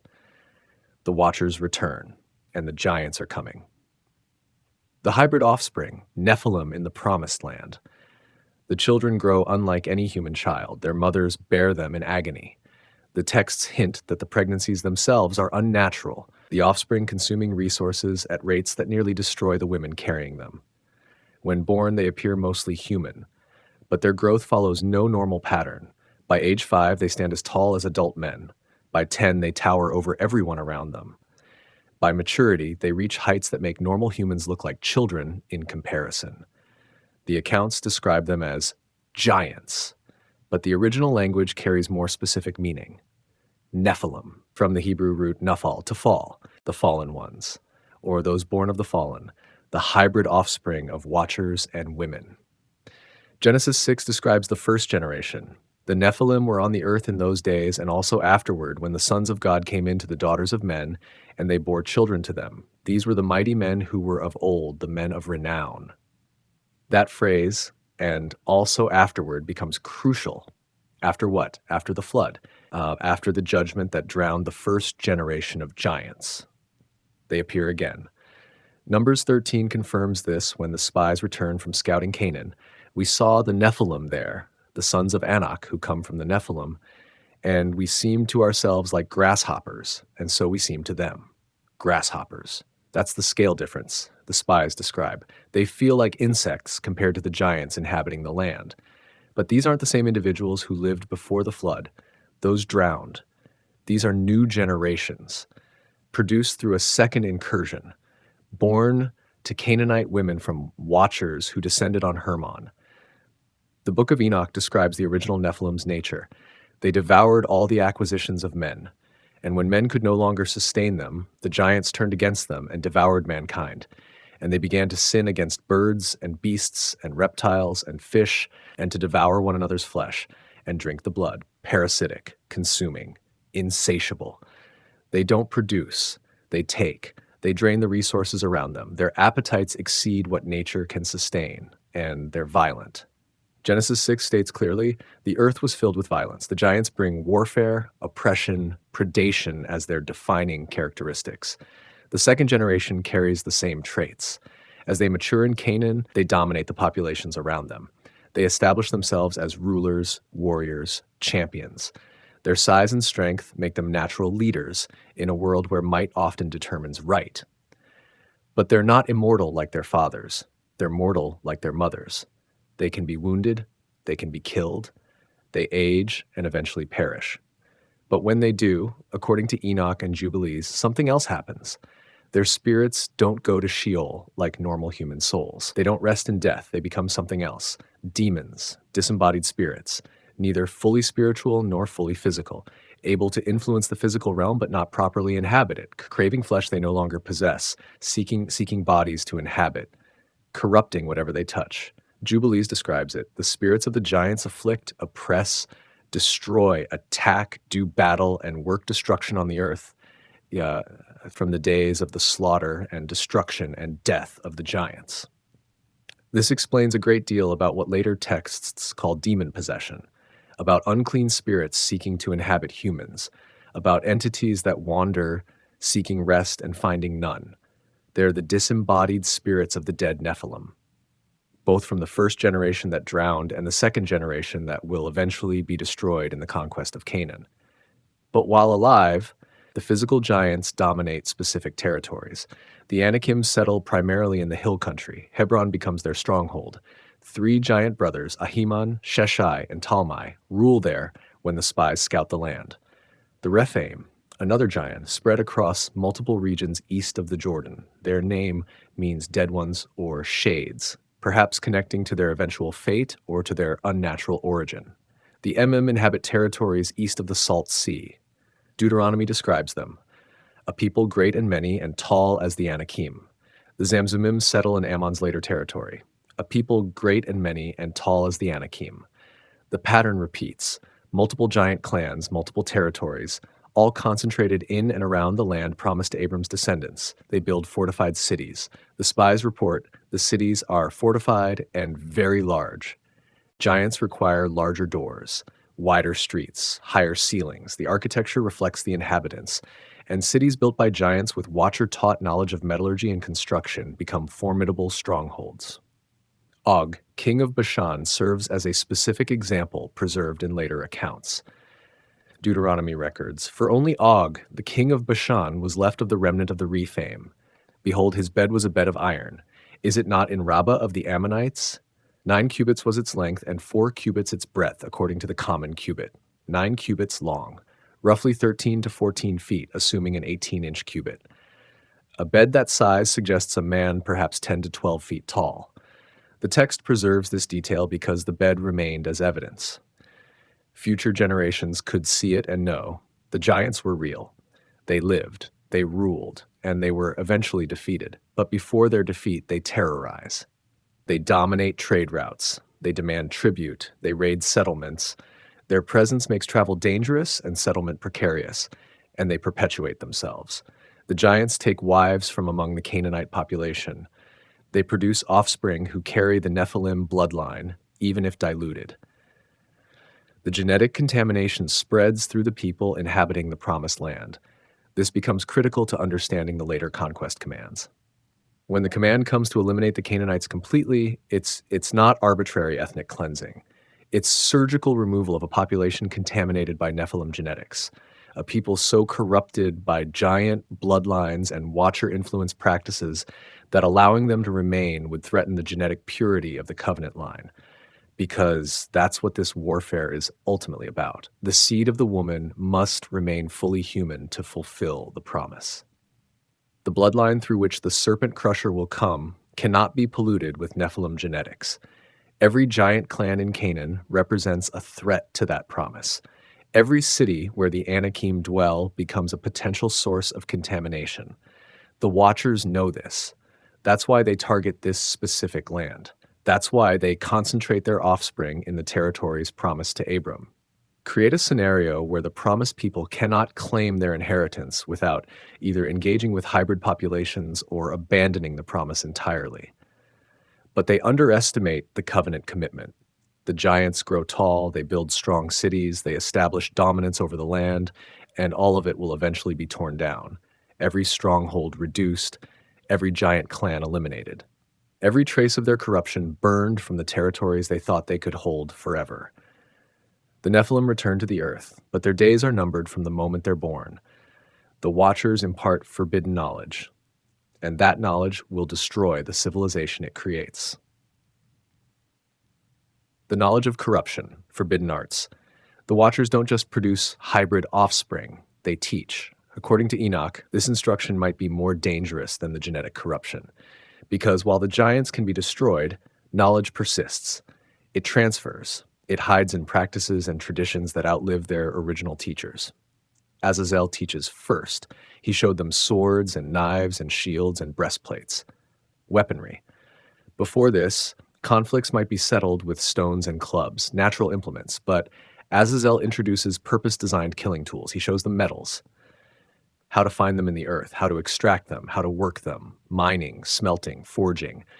The technological progression that enables organized warfare. Bronze weapons. Later, iron, alloys that hold edges, materials that make armor effective, the knowledge that transforms scattered violence into systematic conquest. But Azazel doesn't stop with weapons. He showed them bracelets and ornaments and the use of antimony and the beautifying of eyelids and all kinds of precious stones and all coloring tinctures, cosmetics, jewelry, adornment. This seems trivial next to weapons, but it's not. It represents the cultivation of vanity, the elevation of appearance, the arts that feed pride and lust. Eye makeup in the ancient world serves specific purposes. It attracts sexual attention. It signals availability. In temple prostitution, it marks the sacred harlots who serve fertility deities through sexual rituals. Azazel's teaching connects directly to the sexual corruption that brought the flood. He's providing tools for the same seduction his kind practiced, teaching humans to enhance their appeal to watchers and to one another in ways that lead to forbidden unions. Samyaza, the chief watcher, teaches spells and root cutting. Sorcery and herbology, the manipulation of spiritual forces through incantations, the knowledge of which plants produce what effects, medicinal, poisonous, hallucinogenic. This becomes the foundation for what later cultures call magic, the idea that humans can speak words, combine substances, and manipulate reality according to their will rather than submitting to created order.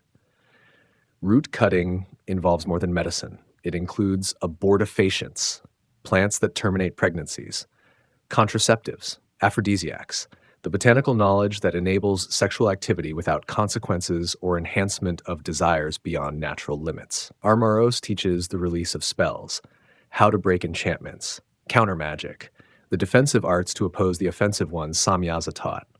This creates an arms race in the occult realm, competing practitioners developing ever more sophisticated techniques. Barakil teaches astrology. The knowledge of how stars move becomes corrupted into belief that stars control, that celestial bodies determine destiny, that humans can predict and manipulate fate by understanding heavenly patterns. This divorces the stars from their purpose as signs and seasons as the Creator intended, and transforms them into objects of worship and fear. Kokubeel teaches constellations, the patterns, the mythology, the stories projected onto star groups that eventually become pantheons. Gods and heroes immortalized in the sky, creating a false cosmology that replaces the truth of one creator with elaborate divine hierarchies. Tamiel teaches astronomy for specific purposes, the movements of celestial bodies, but twisted into service of astrology, divination, timing of rituals according to planetary positions. Asaradel teaches the motion of the moon, lunar cycles, their connection to tides, to women's bodies, to the rhythms that paganism will elevate into worship of the moon as deity rather than creation. All of this knowledge serves to separate humanity from dependence on the Creator. You don't need to ask the Most High for healing. You have root knowledge. You don't need to trust divine provision. You have weapons to take what you want. You don't need faith for the future. You have astrology to predict it. You don't need revelation. You have spells to manipulate spiritual realities. The Watchers teach self-sufficiency through forbidden knowledge, and it spreads. The Canaanites become particularly adept pupils. They develop elaborate systems of divination. They establish schools of magic. They perfect metallurgy for weapons and implements of sacrifice. Their cities become centers of occult knowledge. Temples house libraries of spells. Priests maintain genealogies of magical techniques passed through generations. But the knowledge doesn't stay in Canaan. As the post-Babel nations interact through trade, warfare, migration, practices spread. One culture learns weapon making from another. Astronomical knowledge transfers through merchants. Magical techniques adapt to new languages and contexts. Mizraim develops sophisticated magic systems. Their priests become famous for power over natural forces. The text will later describe them competing with Moses through apparently supernatural means, using knowledge that traces back to Watcher instruction. Babylon becomes synonymous with sorcery and astrology. The Chaldeans' reputation for reading stars becomes proverbial. Their magical practices influence cultures across the known world.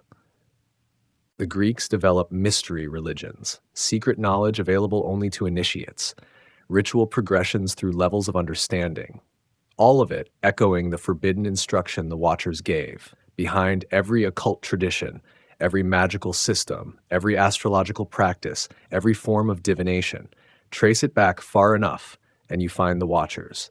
Not that every individual practitioner knows the origin. Most don't. They learn from teachers who learn from teachers through generations of transmission. But the source remains. Entities who abandon their proper domain to mate with humans and teach what should never have been taught. Enoch receives a commission to proclaim judgment specifically on this teaching. You have taught unrighteousness on the earth and have revealed the eternal secrets which are made in heaven, which men were not supposed to learn. The knowledge exists in the heavenly realm. The Watchers have access to it by their nature. But humans were never meant to know these things. Not because the Creator wants to keep them ignorant, but because the knowledge in human hands becomes destructive. Weapon knowledge leads to organized warfare. Cosmetic arts feed vanity and lust. Sorcery attempts to manipulate rather than submit. Astrology creates fatalism. Metalworking enables both progress and destruction. The same knowledge that could advance civilization instead corrupts it. Because humans lack the wisdom, the character, the spiritual maturity to handle what the Watchers teach. And the Watchers know this. They teach it anyway, because corruption is the goal. If humans can be convinced they control their own destiny through magic, they don't need the Creator. If they can secure themselves through weapons, they don't need divine protection. If they can predict the future through stars, they don't need prophecy. If they can heal through root cutting, they don't need prayer. The knowledge creates independence. And independence from the Creator means dependence on the forces providing the knowledge. The Canaanites become enslaved to practices taught by Watchers. They serve the entities behind the knowledge. They sacrifice to powers they think they're manipulating but are actually manipulated by.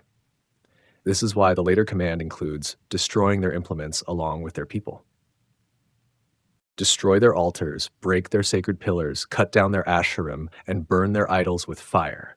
Not just the people, the objects, the systems, The accumulated knowledge preserved in their practices, because leaving that knowledge intact means leaving a door open, a path for future corruption, a source of forbidden instruction that will contaminate the covenant people if they have access to it. Solomon will later fall through fascination with foreign wisdom. His many wives bring their religious practices. He builds high places for their gods. He experiments with magical knowledge from surrounding nations. The wisest man in the world, corrupted by curiosity about forbidden arts. This is what the Watchers introduced. This is what their teaching unleashed. A world where humans pursue power through occult means, where they seek control through manipulation of spiritual forces, where they elevate technique over relationship with the Creator. The knowledge spreads across the ancient world. Every culture develops variations. Every region adapts the forbidden arts to local contexts.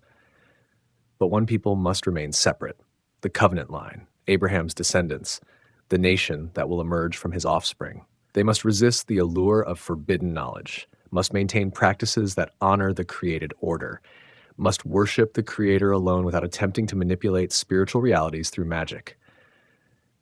This is why the law they'll receive includes so many prohibitions. No divination, no sorcery, no mediums, no spiritists, no consulting the dead, no carved images, no worship of celestial bodies. Every prohibition targets a specific practice taught by the Watchers. The law creates a firewall, a boundary between the knowledge humans should have and the knowledge they shouldn't, between wisdom that comes from above and wisdom that comes from fallen entities, between truth that illuminates and knowledge that corrupts. The Watchers teach their forbidden arts, and the covenant law is written to specifically counter everything they taught. But first, judgment must be pronounced on the teachers themselves, the Watchers who fell to corrupt humanity, who produced hybrid offspring, who shared secrets that were never meant for mortal understanding. They must hear their sentence, and the messenger who delivers it, the seventh from Adam, Enoch. The judgment of the Watchers, the Enoch protocol. Enoch walks between two worlds. Seventh from Adam, a man who walked with the divine so closely that the boundary between flesh and spirit became thin as morning mist. The texts preserve something unusual about him. While humanity spirals into the chaos unleashed by the Watchers and their hybrid offspring, one man maintains the ancient path. The Book of Enoch records his commission with precise detail. 4 archangels receive their orders: Michael, Gabriel, Raphael, Uriel. Each carries a specific mandate in response to the corruption spreading across the earth. But Enoch becomes the messenger, the one who must stand before the fallen Watchers themselves and pronounce their fate. Consider what this means. A mortal man confronting beings of immense power. The very entities who descended from their heavenly station now face judgment delivered through human lips. The texts describe Enoch's journey to Mount Hermon, where the Watchers made their pact. The same location where they swore their binding oath now becomes the site of their sentencing. The Watchers ask Enoch to intercede for them. Ancient beings, desperate, they know what approaches, they understand the weight of what they've done. Through Enoch, they attempt to petition for mercy, for some reprieve from the judgment they sense gathering like storm clouds. The prophet agrees to bring their petition. He records their words. He carries their plea before the throne. The answer comes back absolute: no pardon, no reprieve, no second chance. The text preserves the divine response with stark clarity. The Watchers will be bound in the valleys of the earth until the final judgment. Their offspring, the giants born of their union with human women, will turn upon each other in violence. The knowledge they taught will be purged. Their names will become bywords for rebellion. Enoch returns with this verdict. Imagine standing before beings who once held heavenly authority, delivering news of their eternal imprisonment. The texts describe the Watchers trembling. Fear grips them in a way their arrogance never allowed before. They petition again. They plead. They seek any avenue of escape. Enoch stands firm. The message doesn't change, regardless of their appeals. The judgment comes not from cruelty, but from necessity. What they've done cannot be undone. The corruption they've introduced into the human bloodline spreads like infection. The forbidden knowledge they've shared accelerates humanity towards self-destruction. The balance of creation itself hangs threatened. But the texts reveal something else about this moment. Enoch doesn't just pronounce judgment on the watchers. He becomes a living witness preserved across time. While the watchers face binding and imprisonment, while their giant offspring face destruction, Enoch receives translation. The Genesis account states it simply: "He walked with the divine, and he was not, for the powers above took him." This matters more than it first appears. In a world descending into chaos, where the watchers corrupt everything they touch, one man maintains such purity that death cannot claim him. He bypasses the grave entirely. The text of Hebrews later confirms he was taken up so he would not see death. His faith, his walk, his unwavering obedience earn him passage beyond mortality. The Book of Jubilees adds detail. Enoch spends time in the Garden of Eden, the original paradise. He records testimonies. He writes down judgments. He documents the history of the world, from creation through the corruption of the watchers to the coming flood. His writings become testimony, preserved for future generations who will need to understand what happened and why. Think about the strategic importance of this. The watchers attempt to erase the knowledge of the divine through their corrupting teachings. They introduce forbidden arts, violent practices, sorceries that bind humanity to darker powers. Against this tide of destructive knowledge, Enoch preserves the true account. His testimony stands as counterweight to their lies. The texts describe specific prophecies Enoch delivers. He speaks of coming judgment not just on the watchers, but on all who follow their path. He prophesies the flood that will cleanse the earth of the hybrid corruption. He sees forward to the final judgment when the bound watchers will face their ultimate sentence. His vision spans from the immediate crisis to the end of all things. Josephus records the tradition differently but consistently. He notes that Enoch discovered the knowledge of the heavenly bodies, the movements of stars, the ordering of time, not the corrupted astrology the watchers teach, but the true understanding of creation's rhythms. This knowledge, Josephus claims, Enoch inscribed on pillars that survived the flood, preserving wisdom through catastrophe. The watchers face their binding. The texts locate their imprisonment in valleys and mountains throughout the ancient lands. Some traditions place them in the regions east of the great river systems. Others suggest they're bound beneath the very mountain where they made their pact. The geography matters less than the reality. Beings of power reduced to captivity, waiting for final judgment. Their offspring receive no such mercy. The giants, products of the unnatural union, turn upon each other exactly as prophesied. Their violence escalates. Their hunger drives them to consume everything in their path, including each other. The texts describe this mutual destruction as divinely orchestrated, a way of purging the corruption without requiring direct intervention for each individual creature. But some escape the initial binding. The text suggests not all watchers face immediate imprisonment. Some remain active, continuing their corrupting influence in more subtle ways. This explains why the giant bloodlines persist after the flood, why the forbidden knowledge continues to surface in human civilizations, why the battle against this corruption extends across generations. Enoch's translation serves multiple purposes. First, it validates his testimony. A man taken up by divine power carries authority that no amount of watcher deception can undermine. Second, it demonstrates that purity remains possible even in an age of maximum corruption. Third, it preserves a witness who can testify at the final judgment about what he saw and what he proclaimed. The judgment Enoch pronounces sets in motion events that reshape the world. The binding of the watchers removes their direct influence, though their legacy persists. The destruction of the giants through mutual violence clears the earth of the most grotesque corruptions. The preservation of Enoch's testimony ensures future generations will understand the origin of evil's intensification in human history. Consider the psychological impact on the watchers. Beings who chose to abandon their heavenly position for earthly pleasure now face eternity imprisoned beneath the earth they sought to rule. The irony cuts deep. They descend from the heights by choice only to be cast lower than they ever imagined. Their pride leads them to chase desire. Their desire leads them to destruction. The texts preserve one haunting detail. The watchers can see what happens above them. They witness the consequences of their actions without power to change them. They watch their offspring destroy each other. They observe humanity continuing down paths of corruption they initiated. They remain aware, conscious, tormented by knowledge of judgment yet to come. Enoch's prophecies extend beyond his immediate moment.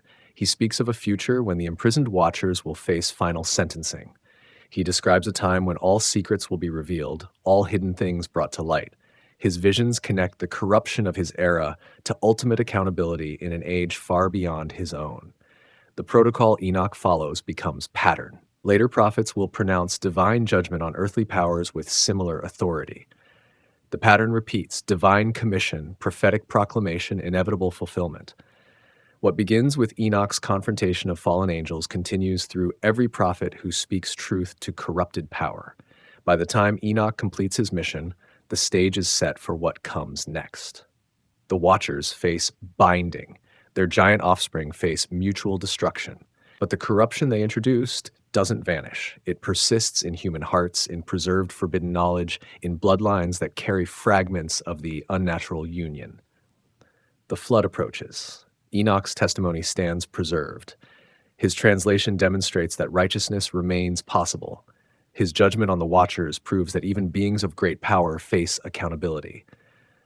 The world he leaves behind rushes toward catastrophe, but the seed of hope persists in his witness and in the line of those who, like him, choose to walk the ancient path despite the darkness closing in around them.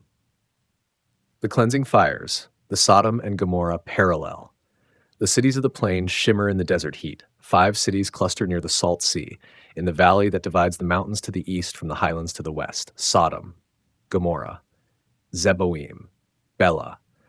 The texts describe them as well-watered, prosperous, but beautiful to observe. Genesis compares the region to the garden of the divine, like the land of the great river before destruction came. But beneath the surface, rot spreads. The prosperity these cities enjoy becomes fuel for corruption of a particular kind. The book of Ezekiel later identifies their core sin with precision: pride, excess of food, prosperous ease, and refusal to help the poor and needy. Abundance without responsibility. Wealth without compassion. Comfort that breeds cruelty. Genesis records the moment when their fate becomes clear. 2 messengers arrive in Sodom as the day ends. Lot, nephew of Abraham, sits at the city gate when he sees them.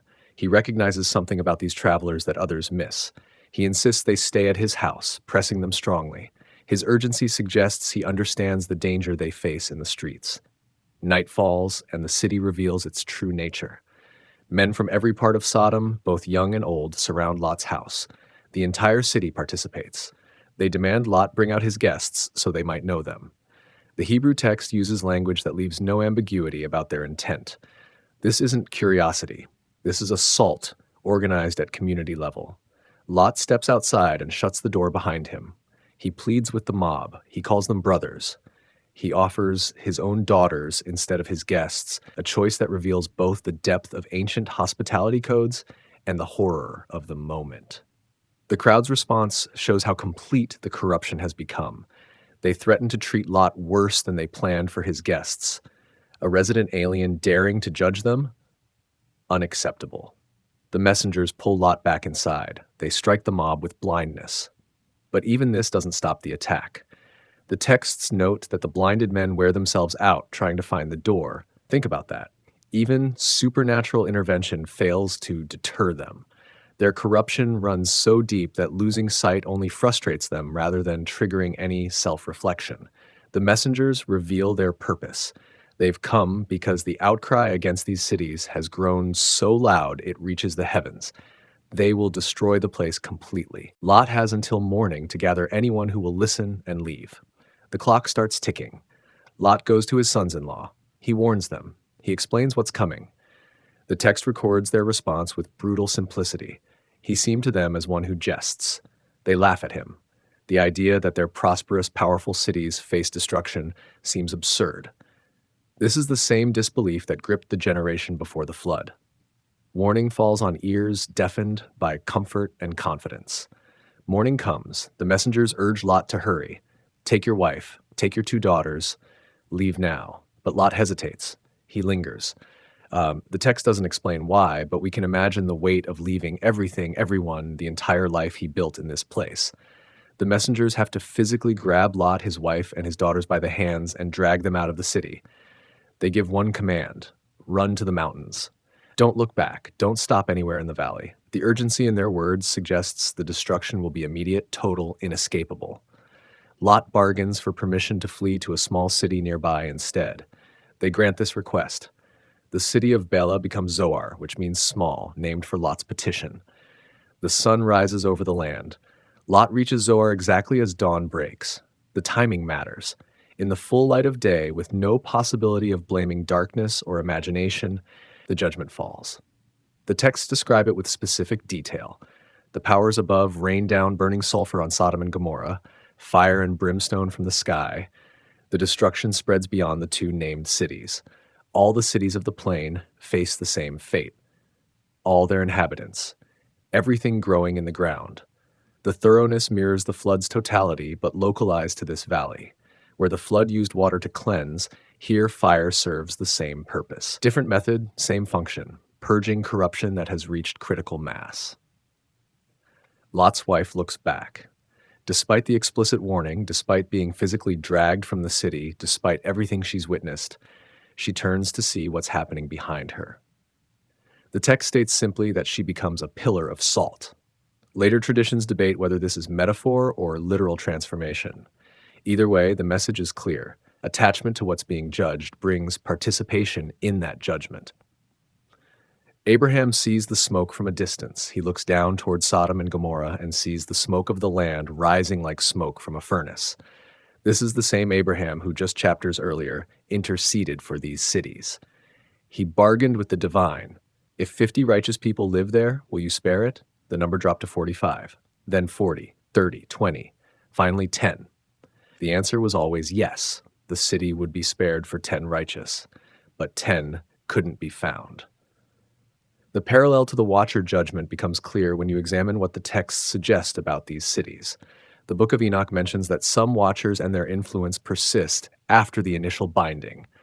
The extreme depravity of Sodom and Gomorrah, particularly the organized assault on divine messengers, suggests corruption beyond mere human wickedness.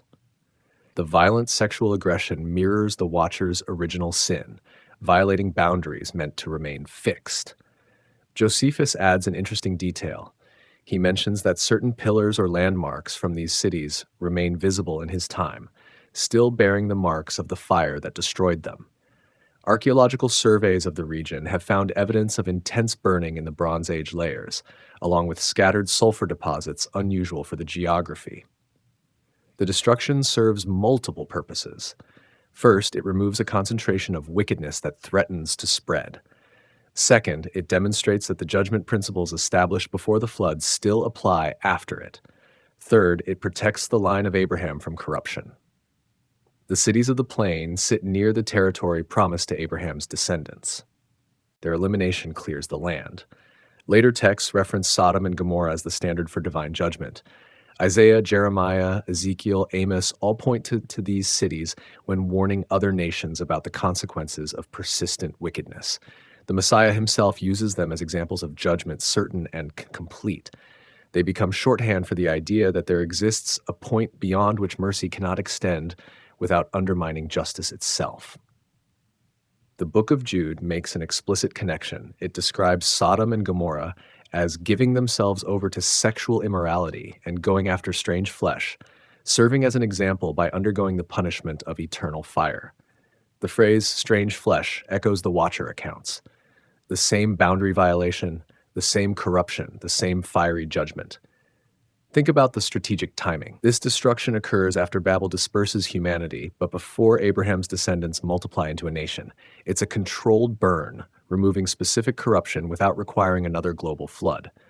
The method proves that judgment can be surgical when necessary, total when required, always proportionate to the corruption it addresses. The text notes what grows in the valley afterward: nothing. The region around the Salt Sea becomes known for barrenness. Where once the land resembled paradise, now salt and sulfur poison the ground. The transformation from beautiful to barren serves as permanent reminder. Every traveler who passes the region sees the cost of corruption. Lot's escape preserves a line but doesn't prevent all consequences. His daughters, believing they're the last people alive after witnessing the city's destruction, scheme to preserve their family line through morally questionable means. Their actions produce Moab and Ammon, nations that become thorns in Israel's side for generations. Even those who escape judgment carry scars and make choices shaped by trauma. The archaeological record offers intriguing support. The region south of the Salt Sea shows evidence of prosperous Bronze Age settlements that were suddenly abandoned. Geological surveys indicate the valley sits on a fault line capable of releasing natural gas and petroleum deposits. Whether the judgment used natural mechanisms or supernatural fire or both, the result described in the text matches what the ground itself suggests happened. By the time the fires cool and the smoke clears, the landscape has been rewritten. 5 cities erased, a generation of people gone, a valley transformed from garden to wasteland. But the line of Abraham continues, protected from the corruption that surrounded it. The judgment on the cities of the plain becomes echo of the Watcher's judgment, preview of judgments yet to come, and proof that the same principles apply across all eras. The parallel holds. Before the flood, Watchers corrupt, giants multiply, judgment comes through water. After the flood, corrupting influences persist, concentrated wickedness develops, judgment comes through fire. Different tools, same surgeon. Different elements, same cleansing.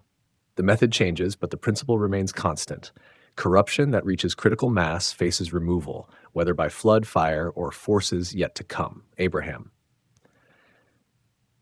A covenant protector. The call comes in Ur of the Chaldees. Abram lives among the Chaldeans in a city dedicated to the moon deity. His father, Terah, serves the local gods according to later tradition. The culture surrounding Abram worships powers that trace their origin to the post-Babel dispersion, the fragmented knowledge of the true divine mixed with the corrupted teachings of the Watchers. Then one day, everything changes. The voice speaks with absolute authority. Leave your country, leave your kindred, leave your father's house. Go to a land I will show you. No map, no specific destination, just a promise and a command. Abram faces a choice, remain in the familiar corruption or step into unknown obedience. He goes, 75 years old, when he departs from Haran, where Terah settled after leaving Ur. Abram takes Sarai, his wife, Lot, his nephew, and all the possessions they've accumulated. The text notes specifically that they set out to go to the land of Canaan, and they came to the land of Canaan. Direct path, clear purpose, no wandering. But Canaan isn't empty. The Canaanites live in the land when Abram arrives. The text mentions them specifically, noting their presence as significant fact. These are the descendants of Canaan, son of Ham, the line that carries Noah's curse. These are also, according to the pattern established earlier, the peoples among whom the second incursion of Watchers concentrated their corrupting influence. The promise comes with precision. To your offspring I will give this land, not to you personally, Abram, to your descendants. You'll walk through it. You'll live in it as alien and stranger, but your children will possess it. The delay matters. The land needs time for the iniquity of its current inhabitants to reach full measure. Abram builds altars at Shechem, at Bethel, at Hebron. Each altar marks a place where the divine presence manifests, where promises are renewed, where covenant relationship deepens. These aren't random spots. They're strategic locations throughout the land, claiming territory spiritually before physical possession occurs. Then comes the first major test. 4 kings from the east campaign against 5 kings in the valley of Siddim. The 5 kings include the rulers of Sodom and Gomorrah before their cities faced destruction. The Eastern Coalition defeats them, plunders their cities, and takes captives. Among those captured, Lot, Abram's nephew. Abram receives the news. His relative has been taken. The raiding kings head north with their plunder and prisoners. Most men would consider the matter beyond their capacity to address. 4 victorious kings with trained armies against 1 man with servants. Impossible odds. But Abram doesn't hesitate. He musters 318 trained men born in his household. These aren't random servants. The text specifies they were trained, prepared, ready for exactly this kind of action. Abram has been building something more than a farming operation. He's been developing capacity for warfare. He divides his force. Night attack against the Eastern Coalition camped at Dan. Abram splits his men, strikes from multiple directions, creates confusion. The strategy works perfectly. The enemy scatters. Abram pursues them north of Damascus, recovering all the goods, all the people, including Lot. On the return journey, something significant happens. The king of Sodom comes out to meet Abram in the valley, but before that meeting occurs, another figure appears. Melchizedek, king of Salem, priest of the Most High. He brings bread and wine, he blesses Abram, and Abram gives him a tenth of everything. This moment matters more than it first appears. Melchizedek's name means king of righteousness. Salem means peace. This mysterious figure who serves as both king and priest of the Most High appears without genealogy in the text, blesses Abram, and then vanishes from the immediate narrative. The book of Hebrews will later use Melchizedek as a pattern pointing to the Messiah, a priesthood not based on lineage, but on something deeper. The king of Sodom then makes his offer.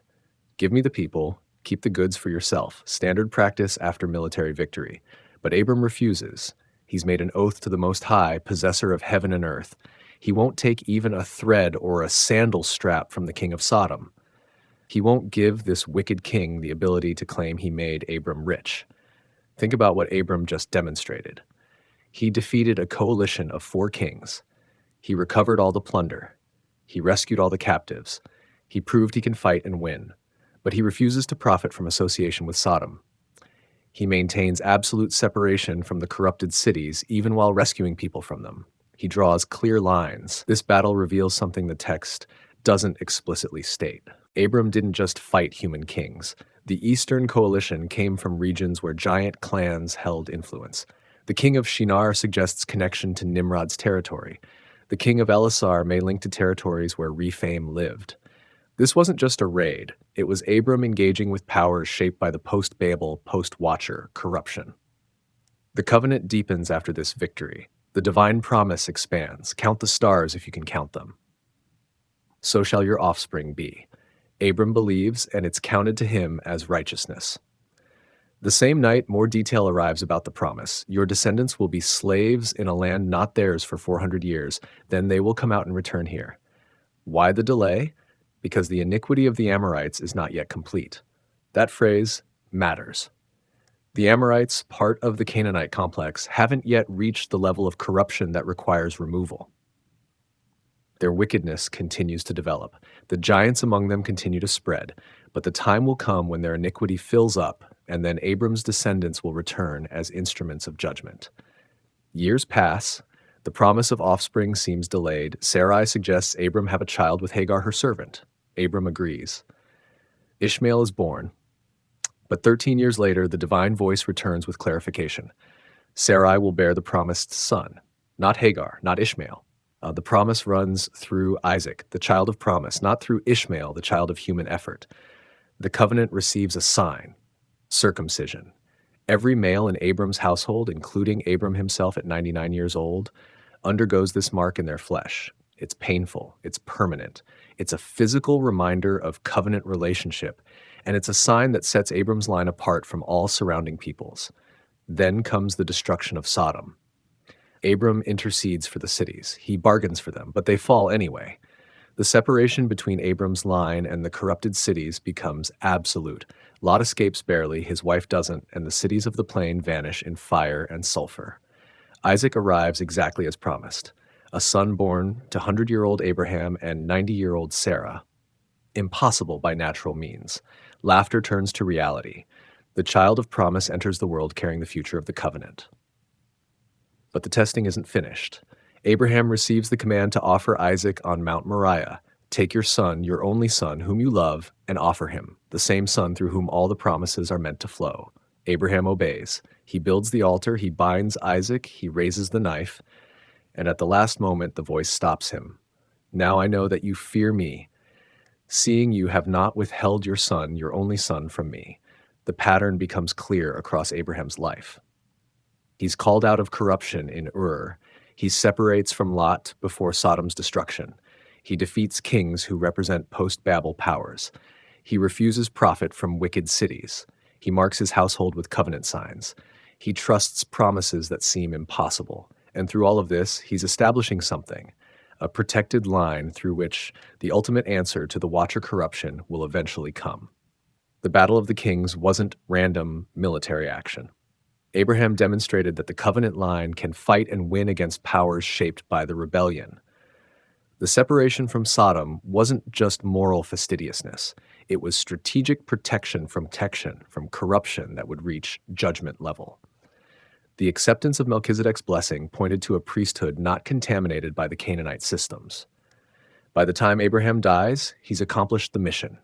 He's established a covenant line genetically distinct through Isaac. He's maintained separation from the corrupted Canaanite culture. He's demonstrated military capacity against regional powers.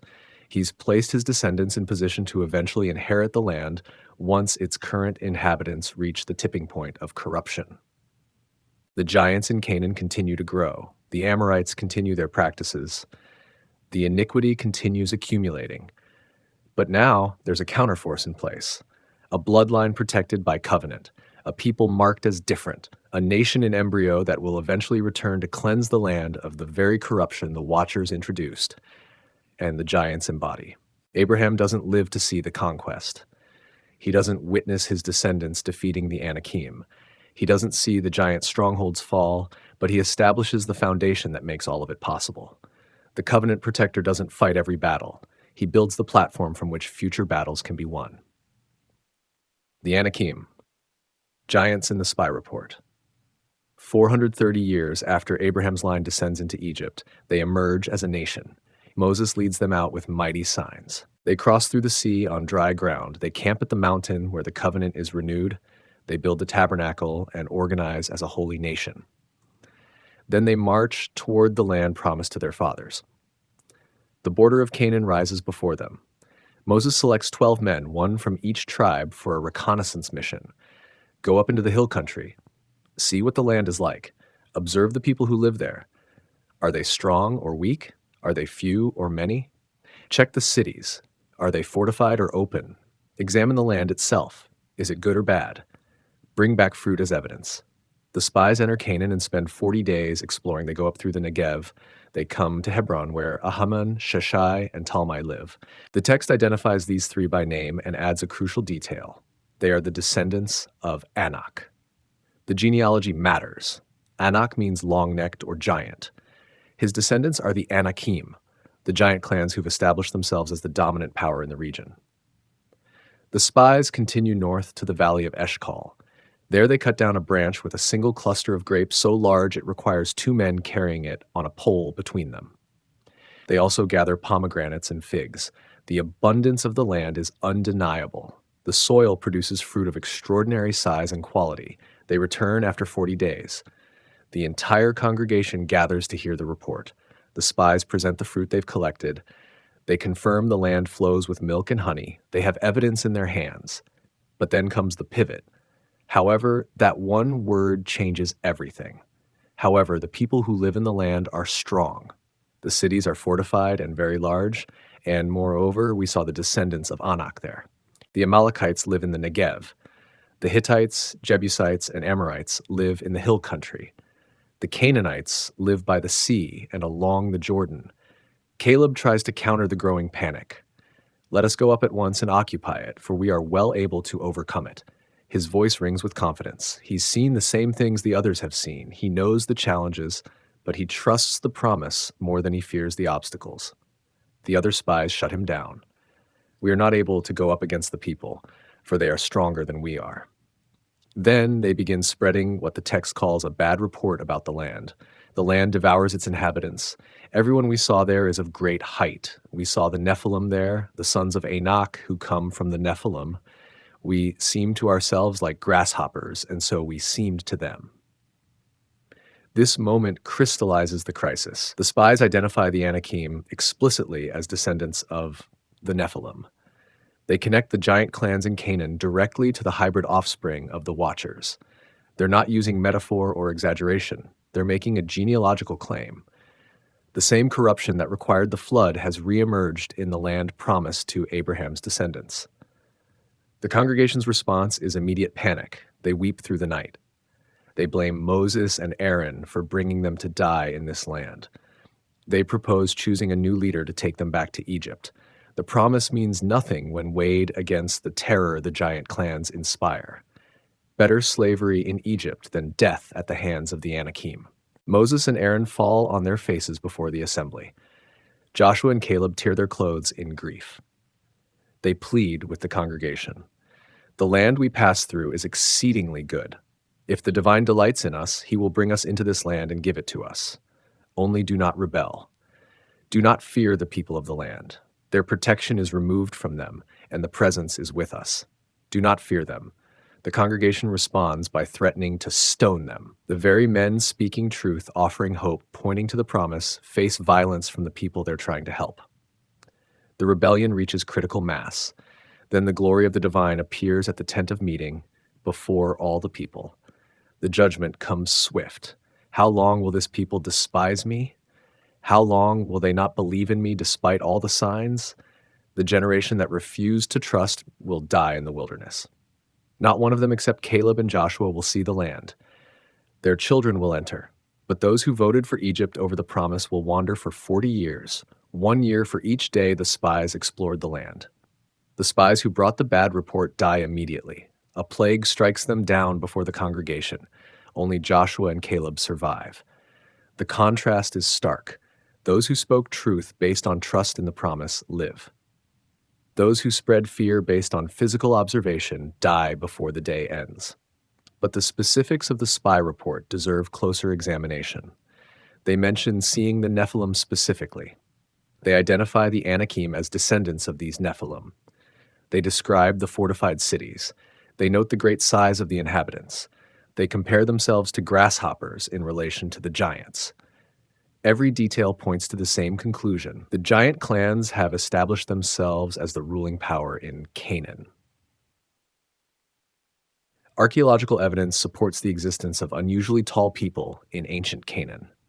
Skeletal remains from the region show some individuals reached heights of 6.5 to 7 feet. Fortifications from the Bronze Age period demonstrate massive construction projects requiring enormous labor forces. The cultural memory of giant warrior clans persists in multiple ancient sources beyond the biblical text.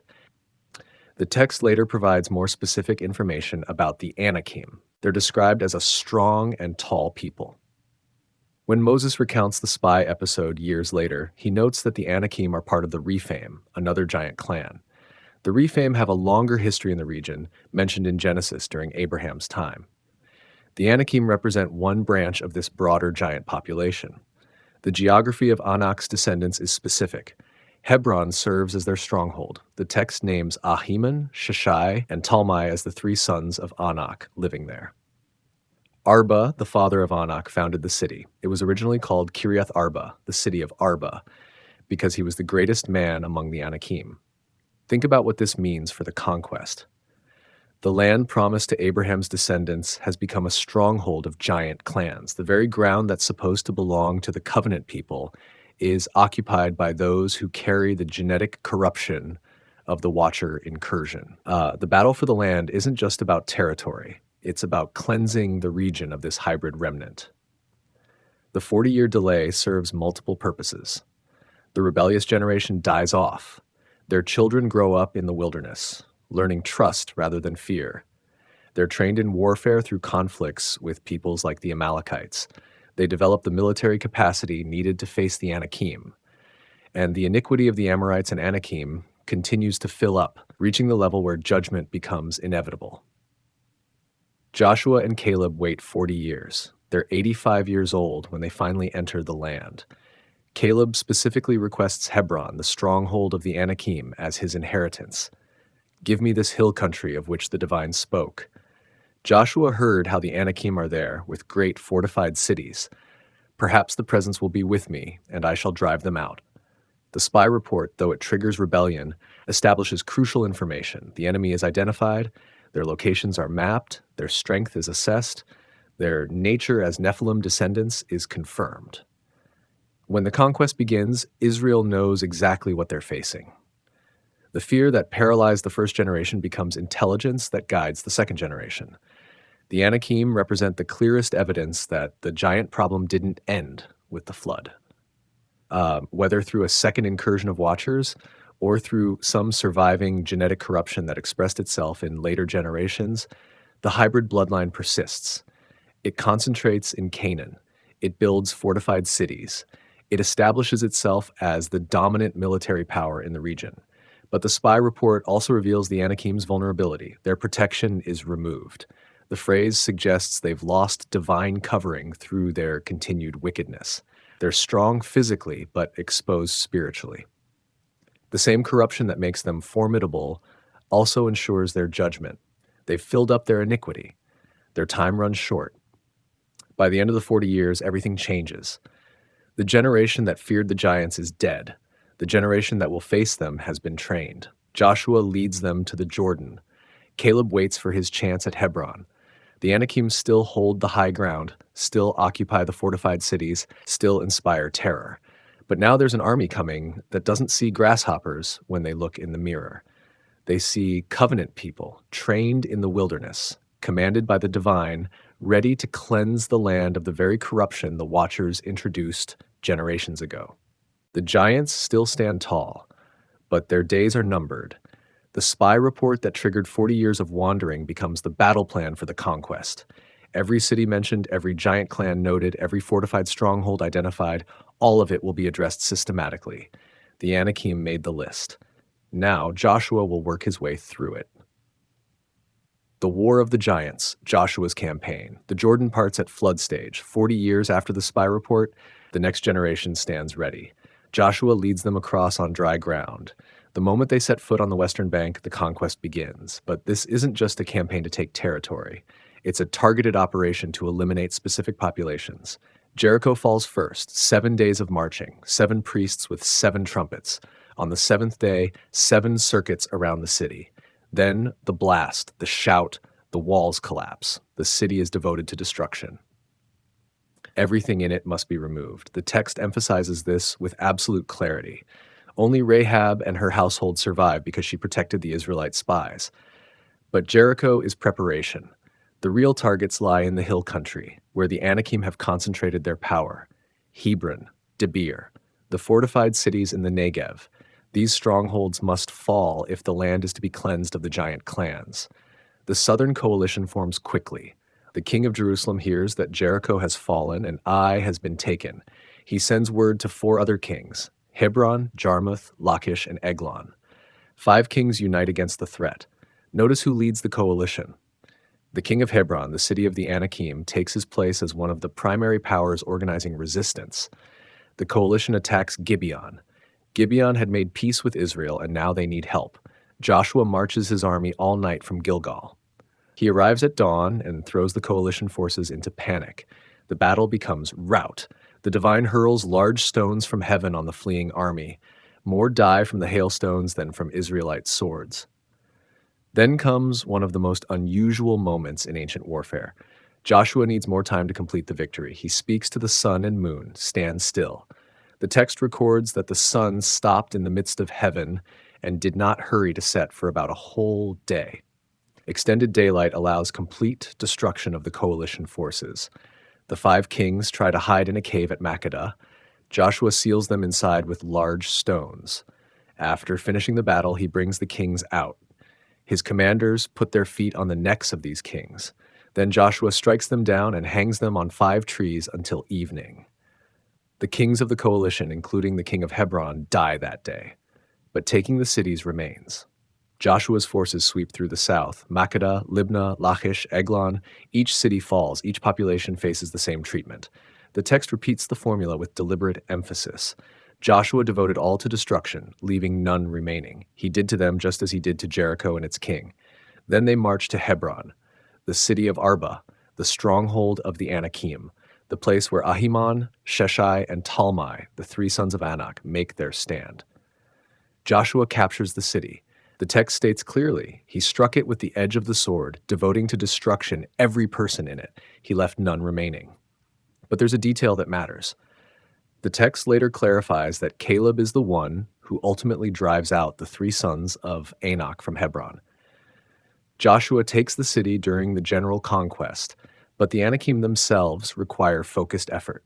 Caleb, now 85 years old, specifically requests Hebron as his inheritance because he wants the honor of finishing what he saw 45 years earlier during the spy mission. The campaign continues north. Joshua strikes Debir, another Anakim stronghold.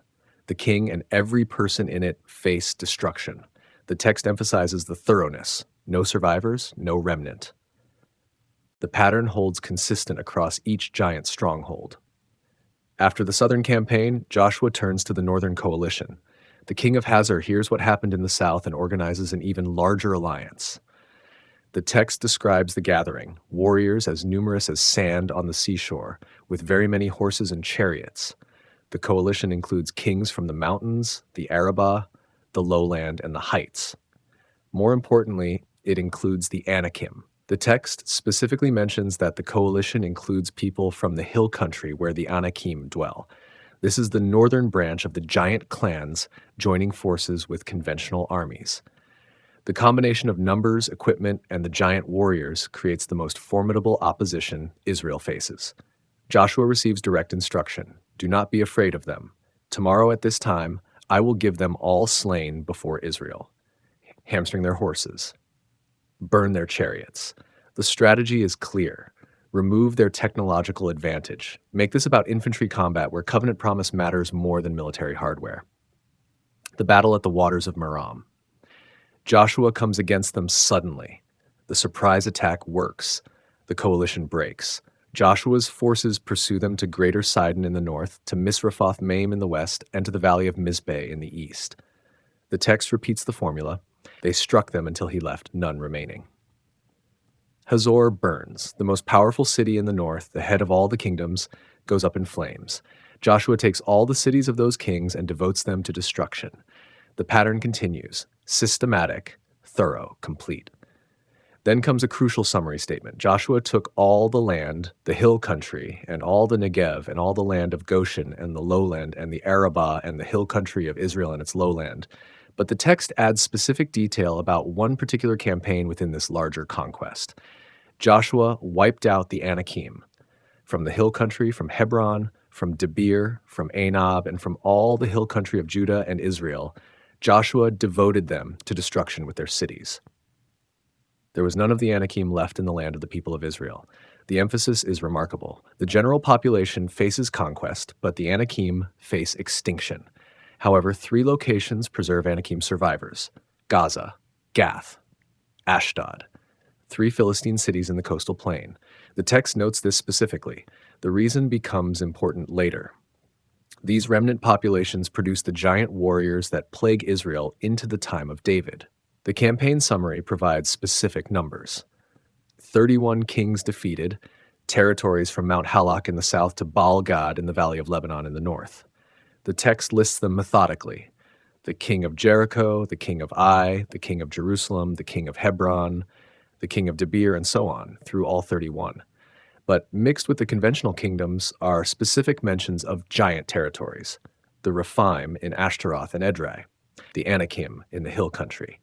The text distinguishes between normal conquest of standard kingdoms and the focused destruction of giant populations. Both happen, but the latter receives special emphasis. The land rests from war after 7 years, but the rest is incomplete. The text is honest about this. Many territories remain unconquered. Many populations survive. The Jebusites still hold Jerusalem. The Philistines still control the coastal cities. And in those Philistine cities, the remnant of the Anakim grows strong. Joshua is old when he finishes the active campaign. He divides the land among the tribes. Each receives territory. Each carries responsibility to complete the conquest in their assigned region. Caleb steps forward with his request. Give me this hill country. Caleb is 85. He's as strong as he was at 40, he claims, ready for war. He wants Hebron, the city of the Anakim. Perhaps the divine will be with me and I will drive them out. Joshua blesses him and gives him Hebron.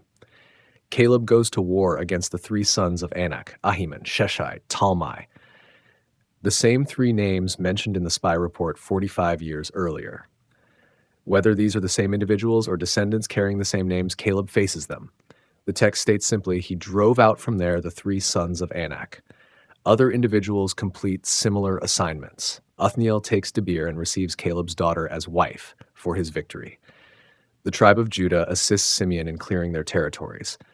Specific giant strongholds fall to specific warriors, but the pattern shifts as the conquest continues. Many tribes fail to complete their assignments. They don't drive out all the inhabitants. They put them to forced labor instead. They compromise. They settle for partial obedience. The text notes this repeatedly. The Benjaminites did not drive out the Jebusites.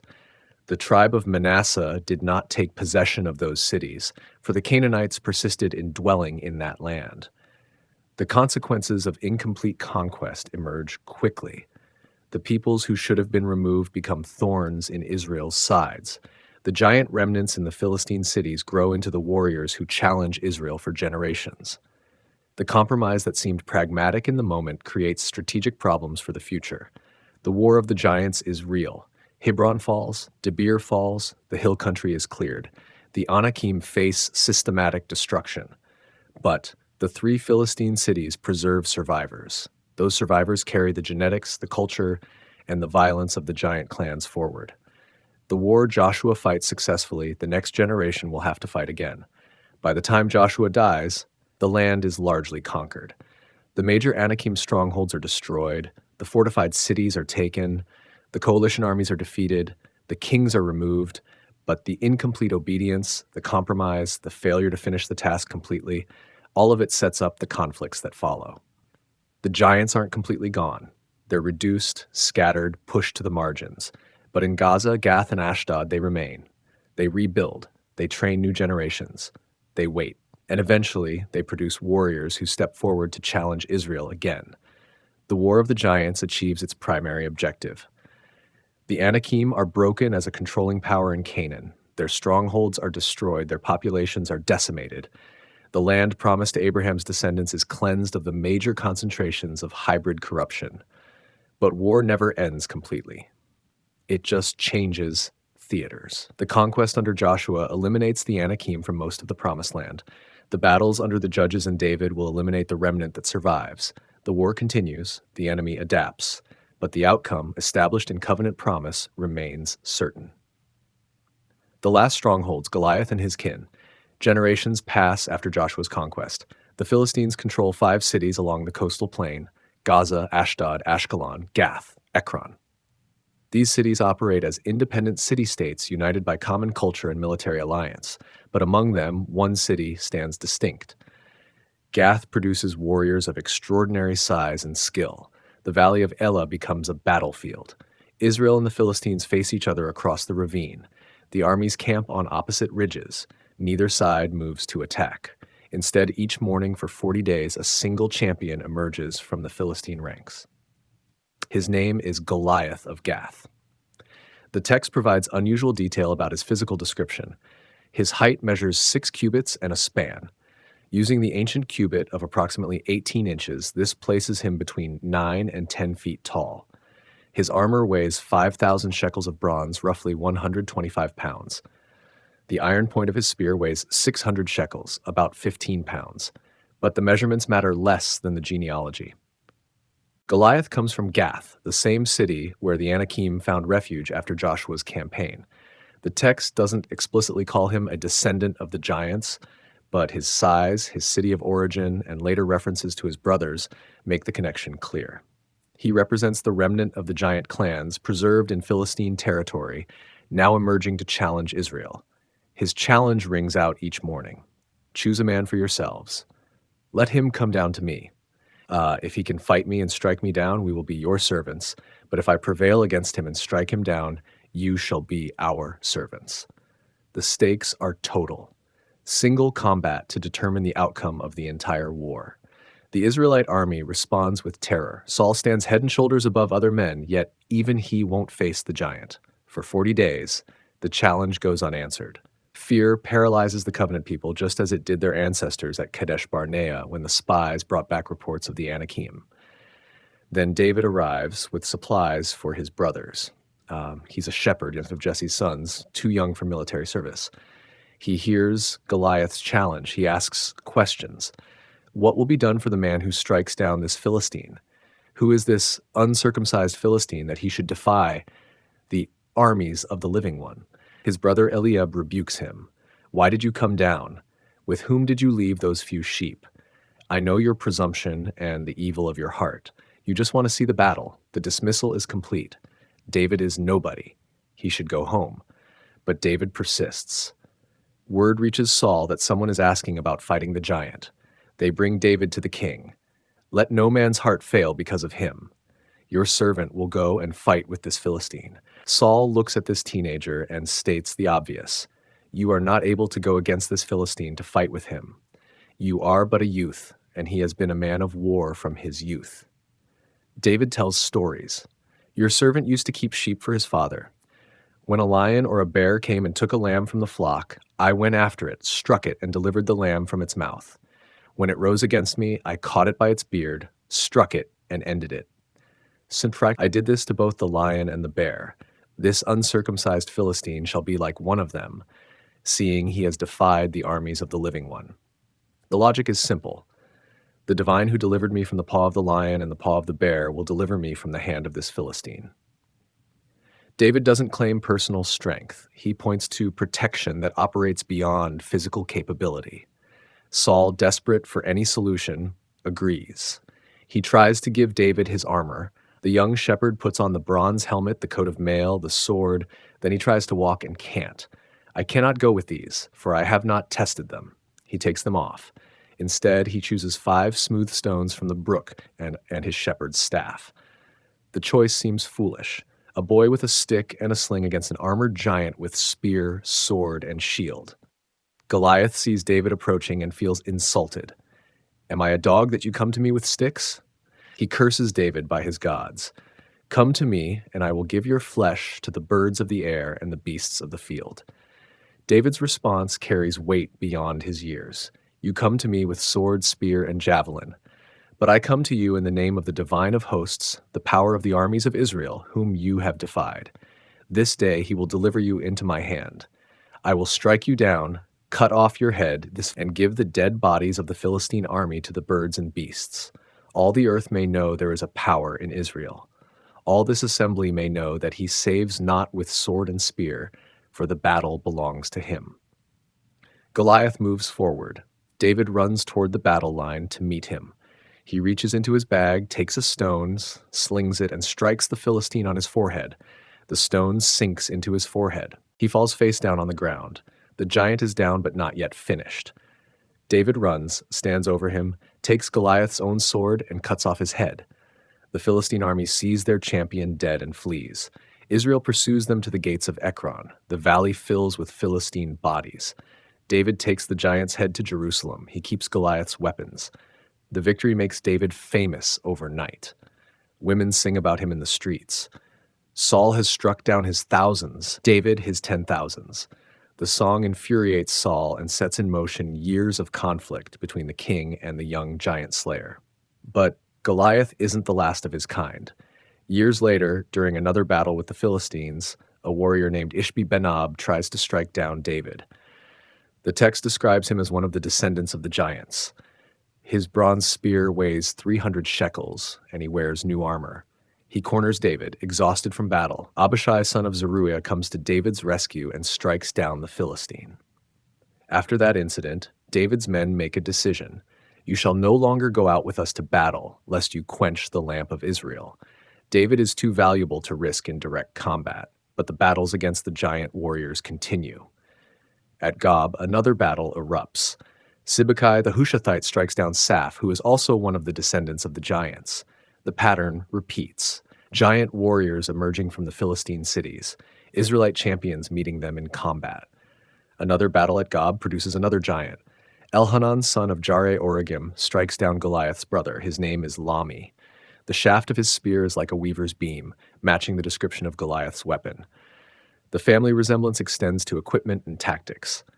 Then comes the most unusual giant of all. Another battle at Gath. A man of great stature appears. He has 6 fingers on each hand and 6 toes on each foot, 24 in all. The text states explicitly, he also was descended from the giants. He taunts Israel. Jonathan, son of David's brother Shemaiah, strikes him down. The text provides a summary statement. These 4 were descended from the giants in Gath. They fell by the hand of David and by the hand of his servants. The giant bloodline that survived Joshua's conquest, that found refuge in the Philistine cities, that produced Goliath and his kin, finally meets its end in the battles of David's reign. The significance runs deeper than military victories. Each giant represents a connection to the ancient corruption. Gath preserves the Anakim remnant. The Anakim trace back to the Nephilim. The Nephilim descend from the Watcher's transgression. David's victories against these warriors become more than personal triumph. They represent the final elimination of the hybrid bloodline from the Promised Land. Think about the strategic pattern. Joshua eliminates the Anakim from most of Canaan but misses the Philistine cities. The giant clans survive in Gaza, Gath, and Ashdod. Generations pass. The giants intermarry with the Philistines, creating a culture of large, skilled warriors. These warriors emerge during the period when Israel most needs to establish itself as a nation, but the divine raises up a champion. Not Saul, who stands tall among men but lacks faith. Not a trained warrior from the army. A shepherd boy who understands that battles belong not to the strong but to the faithful. David defeats Goliath not despite his youth, but because his trust isn't contaminated by conventional military thinking. The weapons matter in this context. David refuses Saul's armor because he hasn't tested it. He chooses tools he knows. The sling isn't a child's toy in ancient warfare. Skilled slingers can strike targets with lethal accuracy at distances beyond bow range. But David's skill comes from protecting sheep, not from military training. The 5 stones raise questions. Why 5 if David only needs 1? Some traditions suggest David knew about Goliath's 4 brothers and prepared accordingly. Whether this is accurate or not, the later battles confirm that Goliath has family. The giant problem isn't solved with one victory. It requires systematic elimination of the entire bloodline. Each giant warrior carries specific characteristics: unusual height, exceptional strength, advanced weaponry, connection to Gath or other Philistine cities. And each one falls to Israelite champions who trust the covenant more than they fear the opponent. The pattern holds consistent from David through his mighty men. The polydactyl giant deserves special attention. 6 fingers and 6 toes suggests genetic abnormality. Whether this connects to the hybrid bloodline or represents independent mutation, the text presents him as part of the giant family descended from the Anakim. His unusual anatomy becomes identifying marker, preserved in the historical record. By the end of David's reign, the giant strongholds are finished. No more Anakim, no more Rephaim, no more warriors of unusual size challenging Israel. The bloodline that began with the Watcher's transgression, that survived the flood through some mechanism, that concentrated in Canaan, that found refuge in Philistine cities, finally ends. The significance for Israel's security is obvious. The giant warriors represented the primary military threat to Israelite control of the land. Their size, strength, and skill in combat made them formidable opponents. Their psychological impact created fear that paralyzed armies. Eliminating them removes a strategic threat that plagued Israel since the spy report at Kadesh Barnea. But the theological significance matters more. The giants represented living corruption, genetic evidence of the Watcher's rebellion. As long as they survived, the land carried contamination from the ancient transgression. David's victories cleansed the land not just of military threats, but of spiritual pollution. The text preserves these accounts with unusual detail for a reason. Goliath's height, armor weight, weapon specifications, the names of his brothers, the polydactyl warrior's unusual anatomy. These aren't random details. They're evidence, documentation, proof that the giant clans existed and that they were systematically eliminated. Later generations would read these accounts. When they faced enemies, when they felt overwhelmed, when the odds seemed impossible, they could look back to David and Goliath, not as myth or legend, but as documented history. A boy defeated a giant. A shepherd became king. The impossible happened because covenant promise outweighs physical disadvantage. The last strongholds fall not through conventional warfare, but through faith-driven combat. David doesn't defeat Goliath because he's stronger. He wins because he understands who fights with him. His mighty men don't overcome the other giants through superior size. They prevail because they trust the same covenant that protected David. By the time the final giant falls, an era ends. The bloodline that stretched back through the Anakim to the Nephilim to the Watchers reaches its conclusion. The last physical evidence of the ancient corruption is removed from the land. The promised territory is cleansed. The covenant people secure their inheritance. But the spiritual battle continues. The giants are gone, but the memory of what they represented persists. The corruption they embodied finds new expressions. The rebellion they descended from continues in different forms. David defeats the last giants with weapons, but the struggle against the forces that created them requires different tools entirely. The spiritual war, demons and idols. The physical giants fall, but something persists. The Book of Enoch provides an explanation that connects multiple threads. When the Nephilim are destroyed, their spirits don't simply vanish. Being hybrids, neither fully human nor fully angelic, they occupy a category outside normal death. The text suggests these disembodied spirits become what later tradition calls demons. Think about what this implies. The giants consumed everything. Their appetites drove them to devour animals, humans, even each other, according to Enoch's account. When their physical bodies are destroyed in the flood and later in the conquest, their spirits remain, still driven by the same consuming hunger, but now without bodies to satisfy it. This explains a pattern throughout the biblical text. Demons consistently seek embodiment. They possess humans and animals. They drive their hosts to destructive behavior. They resist being cast out into the abyss, into the waterless places. Their desperation for physical form makes sense if they're disembodied spirits of beings who originally had bodies. The text connects this to another phenomenon. After Babel disperses humanity, each nation develops its own gods. These aren't random inventions. The pattern is too consistent. Every ancient culture worships beings who demand blood sacrifice, who claim supernatural power, who promise knowledge and control. The biblical text suggests these national gods are actually fallen spiritual beings. The connection runs through the Canaanite pantheon: Baal, Asherah, Molech, Chemosh, the gods of the nations surrounding Israel. The texts describe them with specific characteristics. They require child sacrifice. They involve ritual prostitution. They promise fertility and power. They operate through priests who practice divination and sorcery. But Deuteronomy provides crucial interpretation. When the Most High gave to the nations their inheritance, when he divided mankind, he fixed the borders of the peoples according to the number of the sons of divine beings. The ancient dispersal from Babel assigned nations to spiritual powers. These powers, rather than directing their assigned peoples toward the true divine, set themselves up as objects of worship. Psalm 106 makes the connection explicit. They served their idols, which became a snare to them. They sacrificed their sons and daughters to the demons. They poured out innocent blood, the blood of their sons and daughters, whom they sacrificed to the idols of Canaan. The equation is direct. The idols represent demons. The national gods are fallen beings. This reframes Israel's entire mission. The conquest of Canaan isn't just about taking land, it's about breaking the power of these spiritual entities over the territory. The command to destroy the Canaanite populations completely, to tear down their altars, to burn their Asherah pole, to obliterate their high places, all of it serves to eliminate the infrastructure through which these beings operate. The connection to the Watchers becomes clear. The fallen angels who descended and corrupted humanity established patterns of worship. They taught forbidden knowledge. They demanded worship in exchange for power. After their binding, their influence continues through their offspring's disembodied spirits and through the corrupted religious systems they established. This explains Israel's constant struggle with idolatry. It's not just cultural pressure or political convenience when Israel adopts Canaanite worship practices. They're tapping into real spiritual powers that offer real, if temporary, results.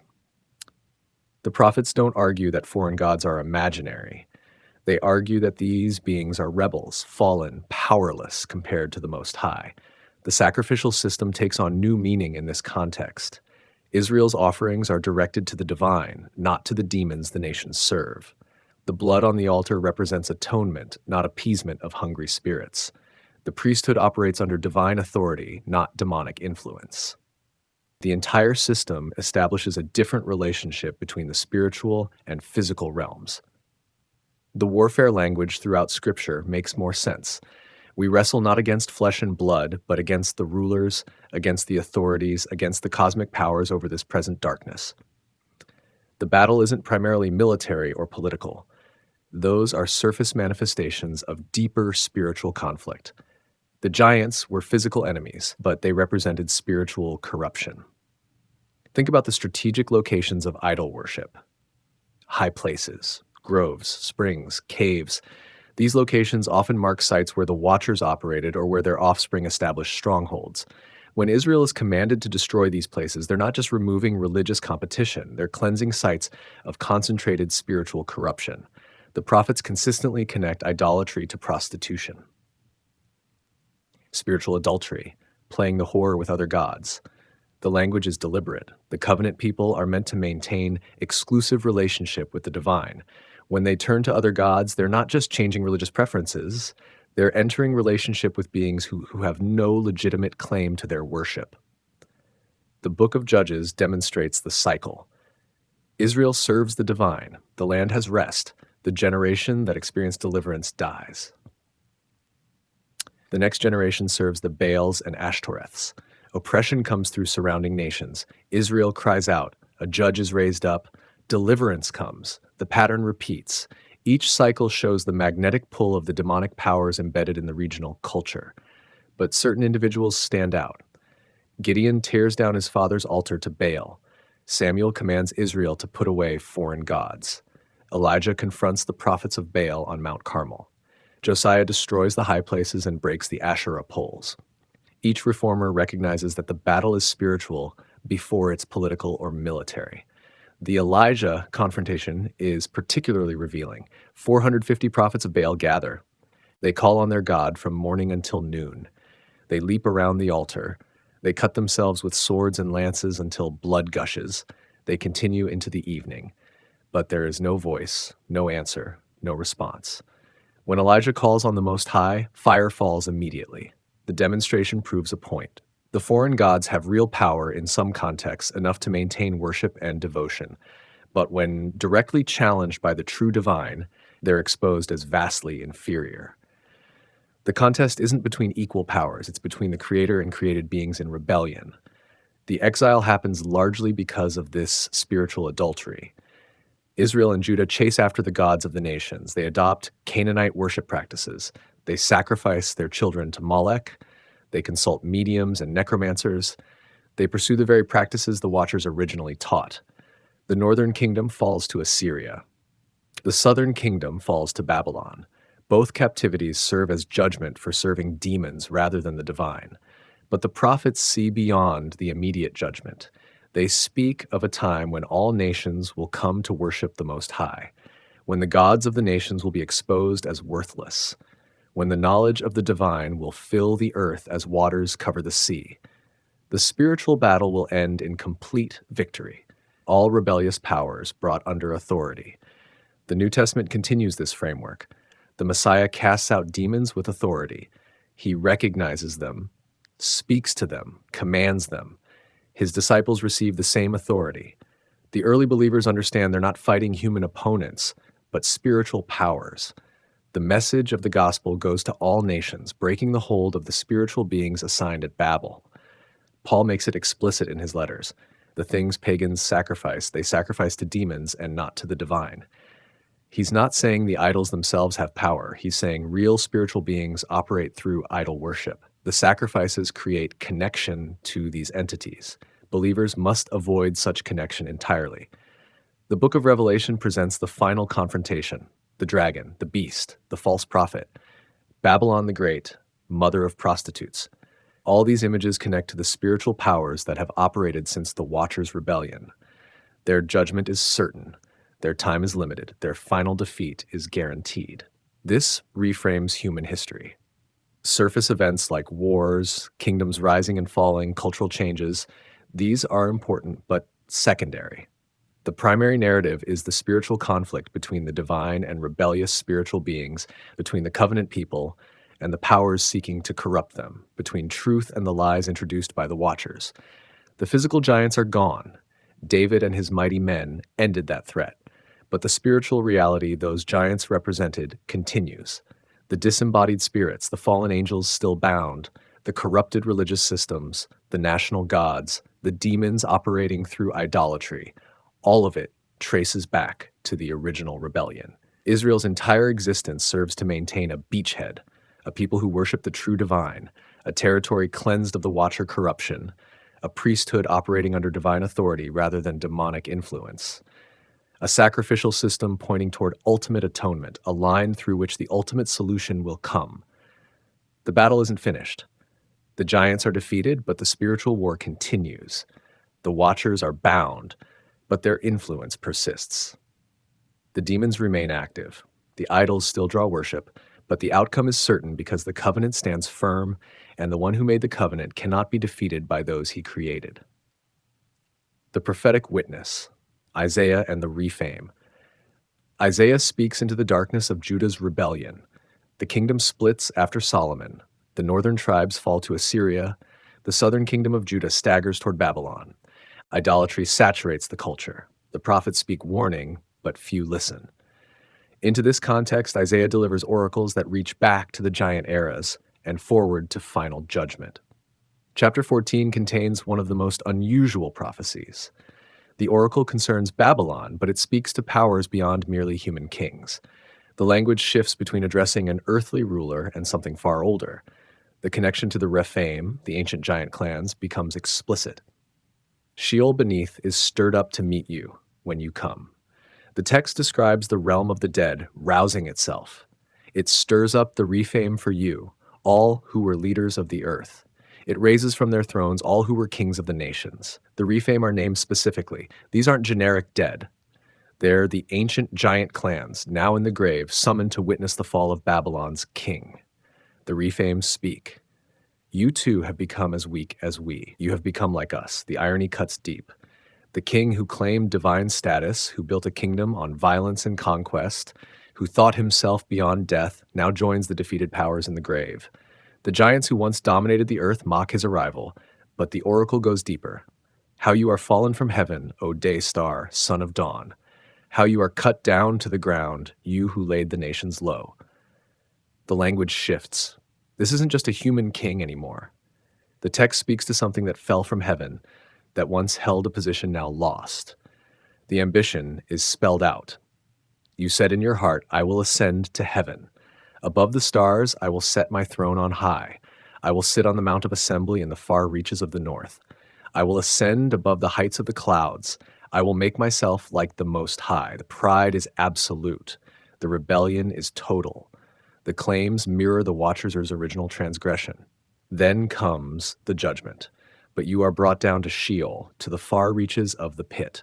Those who see you will stare at you and ponder over you. Is this the one who made the earth tremble, who shook kingdoms, who made the world like a desert and overthrew its cities? The mighty fallen, the proud humiliated, the seemingly invincible exposed as mortal. The Rephaim witnessed this fall because they experienced it themselves. They too claimed power beyond their station. They too dominated nations. They too seemed unstoppable. But they're in Sheol now, powerless, diminished, reduced to shadows. The king of Babylon follows the same path. The pattern repeats. Isaiah returns to the Rephaim in chapter 26. The text contrasts the living divine with dead idols. The dead do not live. The Rephaim do not rise, therefore you have punished and destroyed them and wiped out all remembrance of them. The judgment is complete. The giants faced more than physical death. Their names are erased. Their power is broken. Their very memory is targeted for destruction. This matters in the context of Israel's covenant. The nations worship gods connected to the Watchers and their offspring. These gods promise power, victory, immortality, but Isaiah declares they're powerless. The Rephaim don't rise. The giants stay dead. The powers behind the idols face the same judgment as those they deceived. The contrast is deliberate. Your dead shall live. Their bodies shall rise. Those who dwell in the dust will awake and sing for joy. The covenant people receive resurrection promise. But the Rephaim, they remain in the dust. The distinction isn't arbitrary. It marks the difference between those aligned with the covenant and those aligned with the rebellion. Other prophets pick up the theme. Ezekiel describes the princes of the north and all the Sidonians going down to the pit in shame. Despite the terror they caused, despite their might, they lie uncircumcised with those struck down by the sword. The warrior culture of the giants, their intimidation tactics, their physical dominance, all meaningless in death. The Psalms reference the giants in judgment contexts. Psalm 88 mentions the departed spirits, the Rephaim, those lying in the grave whom you remember no more. The implication is clear. These beings, once feared, now forgotten, their power ended, their terror silenced, their very existence reduced to cautionary tale. But Isaiah's use of the Rephaim serves specific rhetorical purpose. When he wants to communicate total defeat, absolute humiliation, complete reversal of fortune, he points to the giants. They were the standard of power in ancient memory. Their fall represents the ultimate cautionary tale. Any king, any nation, any power that follows their path will share their fate. The political application is sharp. Babylon seems invincible in Isaiah's time. Egypt claims divine authority for its pharaohs. Assyria sweeps nations before it like grass before fire. But Isaiah warns, you're following the pattern of the Rephaim. You claim power beyond your station. You exalt yourselves above the divine. The giants tried this. Look where they are now. The spiritual application cuts deeper. The powers operating through these kingdoms, the spiritual forces driving their conquest and cruelty, they follow the same rebellion that motivated the Watchers. They seek worship due only to the Creator. They promise knowledge and power. They demand blood sacrifice. They corrupt everything they touch, and they will share the Watchers' fate. Think about the strategic use of this language. Isaiah could simply say, kingdoms fall, empires crumble, tyrants die. True enough, but unpersuasive to powers convinced of their own immortality. Instead, he invokes the deepest fear. You think you're special? You think you're different? The Rephaim thought the same. They were giants. They seemed invincible. They're dust now. You'll join them. The imagery of Sheol stirring to receive fallen rulers. This isn't random poetic device. It draws on actual ancient Near Eastern belief about the underworld as conscious realm where the mighty dead maintain some form of existence. Isaiah uses this framework to make his point. Even if some form of consciousness persists after death, it's a diminished, powerless, shameful state. The Rephaim prove it. The reference to the king as day star, son of dawn. This language connects to divine beings, to spiritual powers that once held heavenly station. Whether Isaiah is addressing both the human king and the spiritual power operating through him, or using the human king as type of a greater spiritual rebellion, the point is the same. Pride leads to fall. Claims to divine status result in divine judgment. Later tradition makes much of this passage. The name Lucifer comes from the Latin translation of day star. The connection between this oracle and the fall of angelic beings becomes explicit in later Jewish and Christian interpretation. Whether Isaiah had this in mind or whether his words carried weight beyond his immediate awareness, the text points to rebellion that predates human history. The principle holds across time. Any power that exalts itself against the divine follows the pattern of the Watchers and their offspring. The original rebellion established a template. The giants embodied it physically. The nations and their gods continue it spiritually, and the outcome remains constant. The proud are brought low, the mighty fall, the rebels face judgment. Isaiah sees the present through the lens of ancient history. The giant clans aren't distant myth to him. They're historical reality whose judgment demonstrates inevitable principles. When he looks at Babylon, he sees the same pride. When he looks at the surrounding nations, he sees the same corruption. The names change, but the pattern persists. The hope comes through contrast. While the Rephaim don't rise, while the giants stay in the dust, while the rebellious powers face permanent defeat, the covenant people receive different promises: resurrection, restoration, victory. The divine who judged the giants will vindicate his people. The power that defeated the Nephilim will defeat all enemies. This matters for Israel's endurance. They're small, they're weak, they're surrounded by larger nations with bigger armies. But Isaiah reminds them, the Rephaim were strong too. The giants dominated their era. Where are they now? Physical power proves temporary. Covenant relationship endures. The mighty fall, but the faithful persist. By the time Isaiah finishes his oracles, the pattern is clear. The ancient rebellion continues in new forms. The giant clans are gone, but their spiritual progenitors remain active.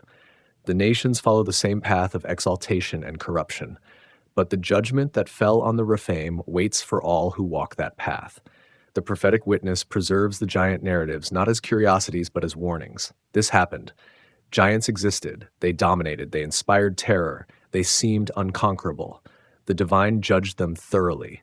Their power broke, their names were erased. Their very existence serves now only as cautionary tale for others tempted to similar rebellion.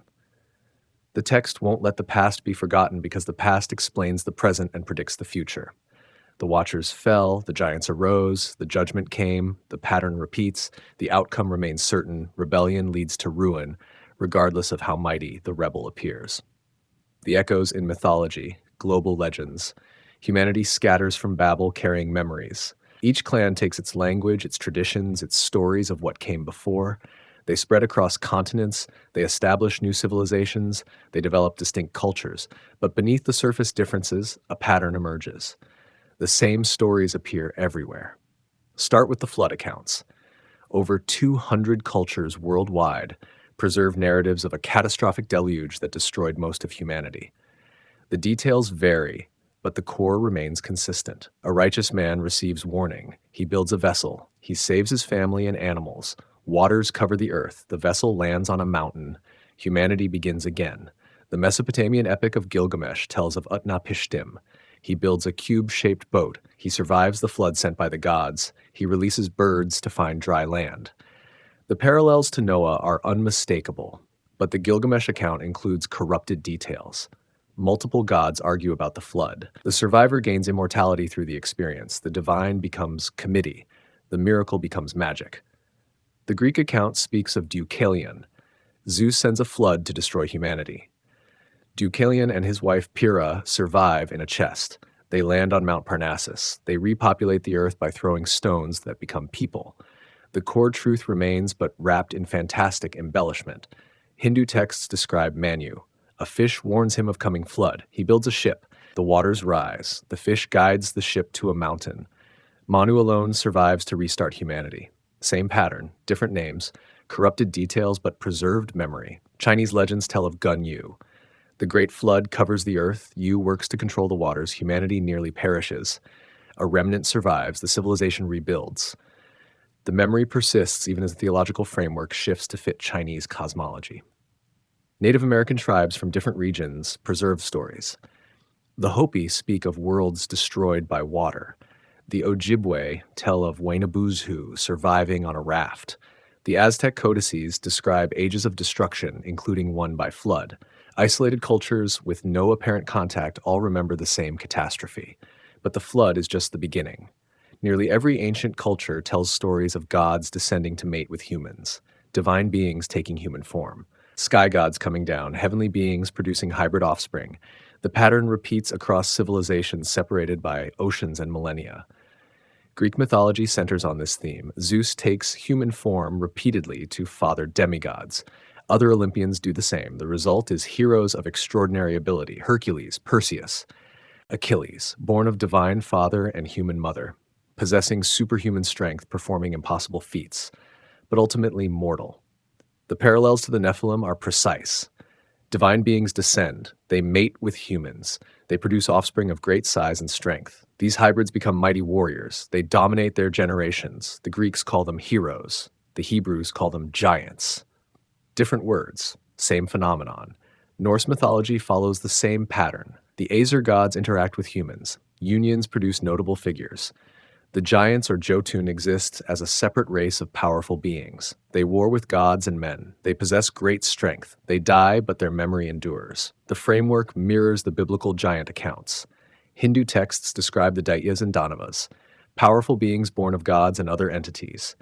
They possess extraordinary size and strength. They war against the Devas. They spread corruption. They face judgment. The categories mirror the biblical framework of angels, watchers, and Nephilim. The Epic of Gilgamesh presents its hero as two-thirds divine. His mother is the goddess Ninsun. His father is human. The resulting hybrid possesses superhuman strength and endurance. He seeks immortality. He fails to achieve it. The story preserves memory of the hybrid line while corrupting the theology around it. Egyptian mythology tells of pharaohs as divine offspring. The gods father the kings through human women. This justifies the pharaoh's absolute authority. The claim to divine parentage establishes their right to rule. Whether believed literally or used politically, The pattern matches Watcher accounts. South American cultures speak of Viracocha and similar creator gods. These beings interact with humans. They father hybrid lines. They establish royal dynasties claiming divine descent. The Inca kings trace lineage to the sun god. The theological explanation changes, but the claim to god-human hybrid ancestry persists. Japanese Shinto describes the kami, spiritual beings who interact with the human realm. The imperial line claims descent from the sun goddess Amaterasu. Divine ancestry justifies political authority. The pattern repeats halfway around the world from where Genesis was written. But it's not just divine human unions. Every ancient culture tells of a golden age followed by corruption and judgment. The Greek ages of man move from gold to silver to bronze to iron. Each age grows worse. Each requires divine intervention. The pattern matches the biblical account of pre-flood paradise declining into violence. The teaching of forbidden knowledge appears universally. Prometheus steals fire from the gods and gives it to humans. He's punished eternally for this transgression. The story mirrors the Watcher's teaching forbidden arts. Divine knowledge transferred to humans against divine will. Corruption spreading through the gift of technology. Metalworking appears as divine or demonic gift in multiple traditions. The Greeks credit the Cyclopes and Hephaestus. The Celts speak of magical smiths.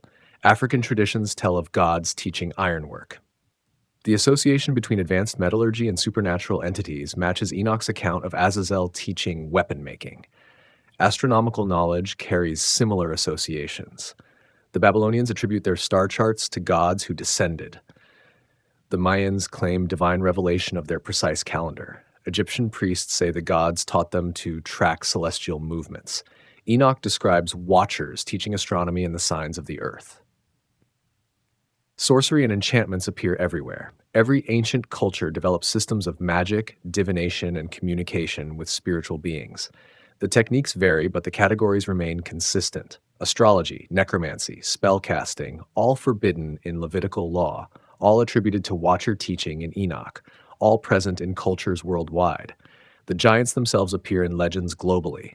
The Titans of Greece, the Nephilim of Canaan, the Jotun of Norse myth, the Rakshasa of Hindu texts, the Siteka of Paiute tradition, the Quinametsin of Aztec legends, different names, same characteristics, great size, great strength, great violence, eventual destruction. Specific details align too closely for coincidence. Many traditions describe giants with 6 fingers and toes. The biblical text mentions this exact detail about one of the Philistine giants. Isolated cultures separated by oceans remember the same physical abnormality. The memory is too specific to be independent invention. The cannibalistic appetite of giants appears repeatedly. Greek titans devour their own children. Nordic giants consume humans. Hindu Rakshasas eat people. The Saiteka supposedly hunted humans for food. Enoch describes the Nephilim consuming everything, including humans and each other. The same horrifying detail preserved across unconnected cultures. The global flood wipes out these giants in most traditions. The Greek flood destroys the race of bronze men. Norse Ragnarok floods the world and eliminates the giants except for 2 who survive. Hindu traditions speak of pralay, cosmic dissolution through water, destroying the corrupt ages. The judgment mechanism varies slightly, but the outcome matches. Giants face extinction through water, but many traditions include a second generation of giants. Just as the biblical text describes post-flood giants in Canaan, Greek myth includes giants born after the flood. Norse tradition speaks of new giants arising. The pattern of recurrence matches the biblical account. The corruption returns, the giants reemerge, the judgment must be repeated. Tower of Babel echoes appear in multiple cultures. The Sumerian Enmerkar describes building a massive ziggurat to reach heaven. Mexican pyramids explicitly serve to connect earth and sky. The languages confused at Babel match scattered legends of humanity, once speaking a single tongue, then dividing. The event leaves cultural memory worldwide. Consider what this global consistency suggests. Either hundreds of isolated cultures independently invented the same stories about floods, giants, divine human hybrids, forbidden knowledge, and judgment, or they all carry corrupted memories of real events. The former requires extraordinary coincidence. The latter requires only that humanity scattered from a common origin carrying shared history. The corruption of the memories makes sense.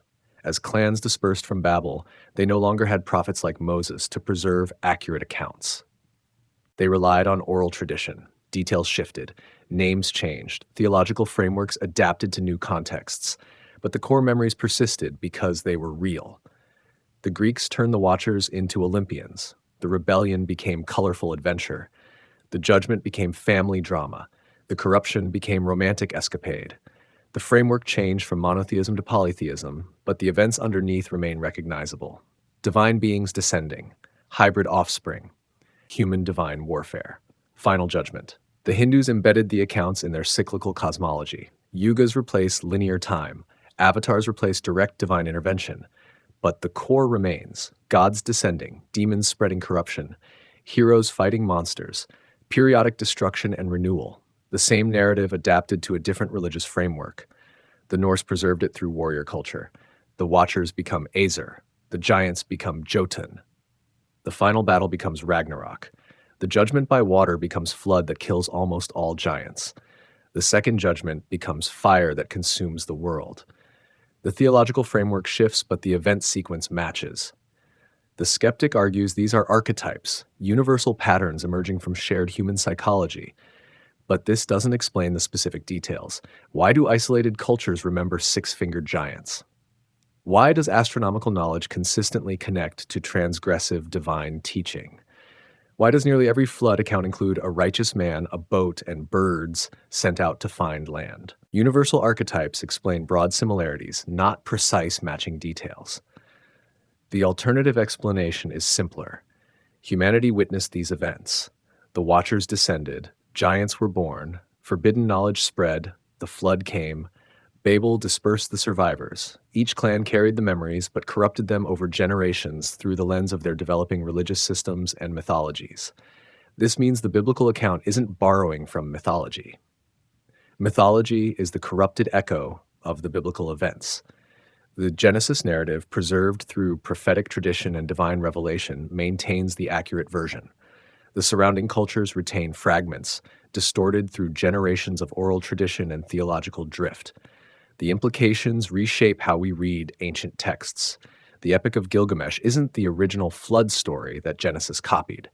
It's a corrupted Mesopotamian memory of the real flood that Genesis accurately preserves. Zeus fathering demigods isn't pure fiction. It's a polytheistic reinterpretation of the Watcher's transgression. The Titans aren't invented monsters, they're cultural memory of the Nephilim. This explains why early Christian apologists like Justin Martyr and Clement of Alexandria reference pagan myths. They didn't see them as competing truth claims. They saw them as corrupted confirmations. The whole world remembers a flood because the flood happened.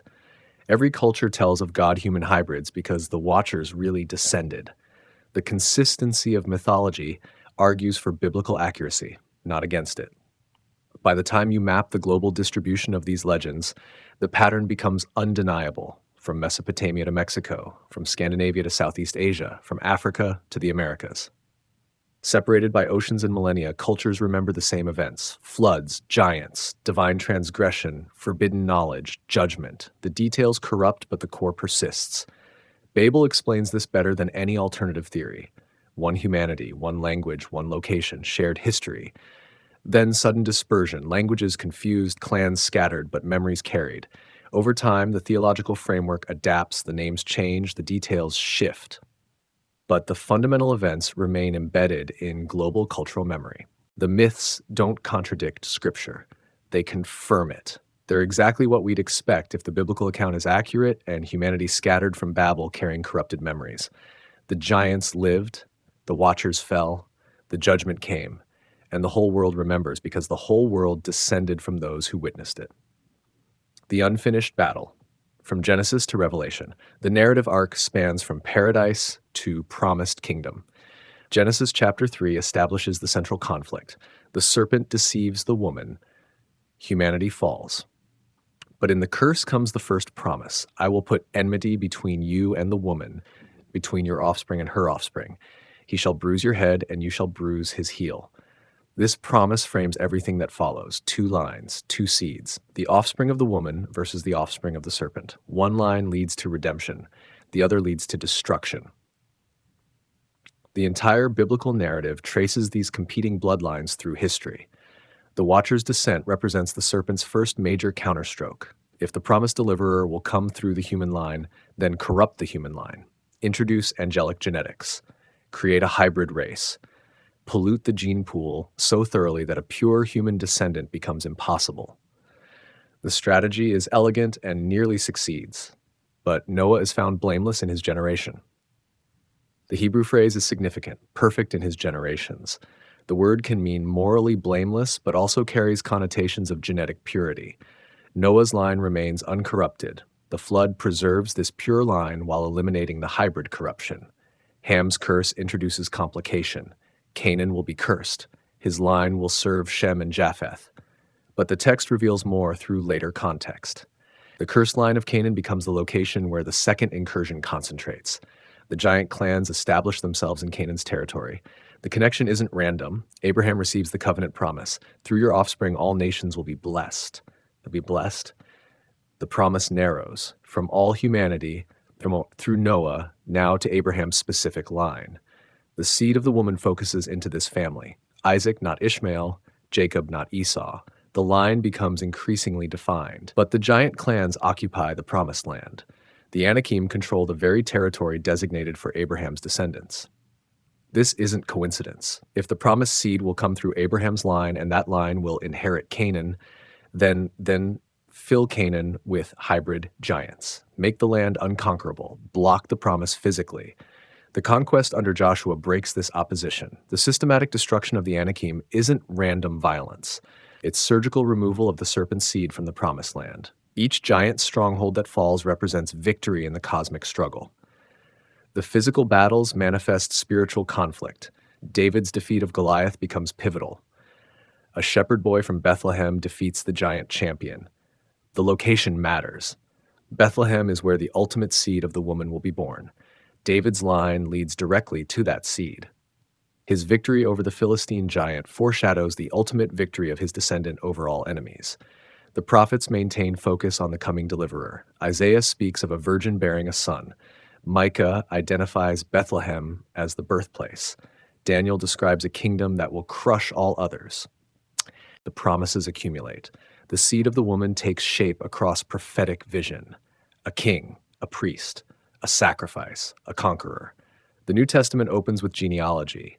Matthew traces the line from Abraham through David to Joseph. Luke traces it back to Adam. The point is establishing that this child, born in Bethlehem to a virgin, represents the promised seed. The line preserved through flood, famine, war, and exile reaches its fulfillment. But opposition continues. Herod attempts to eliminate the child through infanticide in Bethlehem. The serpent seed tries again to prevent the promise. The strategy fails. The family flees to Egypt. The child survives. The pattern holds. The seed of the woman cannot be stopped. The ministry reveals the nature of the conflict. The Messiah casts out demons with a word. He heals those oppressed by spiritual forces. He demonstrates authority over the disembodied spirits of the slain giants, over the fallen powers operating through idols, over the entire infrastructure of rebellion the Watchers established. The temptation in the wilderness matters. Satan offers all kingdoms of the world. The offer is real because these kingdoms operate under the authorities assigned at Babel who rebelled. The Messiah could have seized them through compromise. Instead, he rejects the shortcut. Victory will come through suffering, not through alliance with the enemy. The crucifixion appears as defeat. The serpent's seed bruises the heel. The promised one dies. The physical body is destroyed. But this is the moment when everything shifts. The heel wound is temporary. The death is temporary. The grave cannot hold the pure seed. The resurrection breaks the pattern. Death entered through the first Adam's disobedience. Death is defeated through the second Adam's obedience. Where the first Adam failed in a garden, the second Adam succeeds through a garden tomb. The power of death held since the fall shatters. The seed of the woman rises. The ascension establishes authority. All authority in heaven and earth is given to him. The statement is comprehensive. The rebellious powers assigned at Babel, the fallen Watchers bound in prison, the demons operating through idolatry, all of them face a higher authority now. The kingdom begins breaking into the present age. The apostles extend the conflict. They preach in the name of the risen Messiah. They cast out demons. They confront the powers operating through the Roman pantheon, through Greek philosophy, through mystery religions. The gospel advances territory by territory, breaking the hold of the Babel authorities over nation after nation. Paul makes the conflict explicit. We wrestle not against flesh and blood. The real enemies are rulers, authorities, cosmic powers, spiritual forces of evil. The vocabulary matches the framework established in Genesis and developed through the conquest. The battle continues, but the weapons change. Not swords, but truth. Not spears, but faith. Not shields, but righteousness. The book of Hebrews connects all the threads. The Messiah is superior to angels. He serves as eternal priest in the order of Melchizedek. He offered himself as perfect sacrifice. He entered the true tabernacle in heaven. The entire Old Covenant system pointed toward him. The line preserved from Noah through Abraham through David reaches its fulfillment. First Peter references the imprisoned spirits. The Messiah proclaimed victory to the spirits in prison who disobeyed long ago when patience waited in the days of Noah. The bound watchers receive news of their ultimate defeat. The rebellion they started reaches its end in the very one they sought to prevent through corrupting the human line.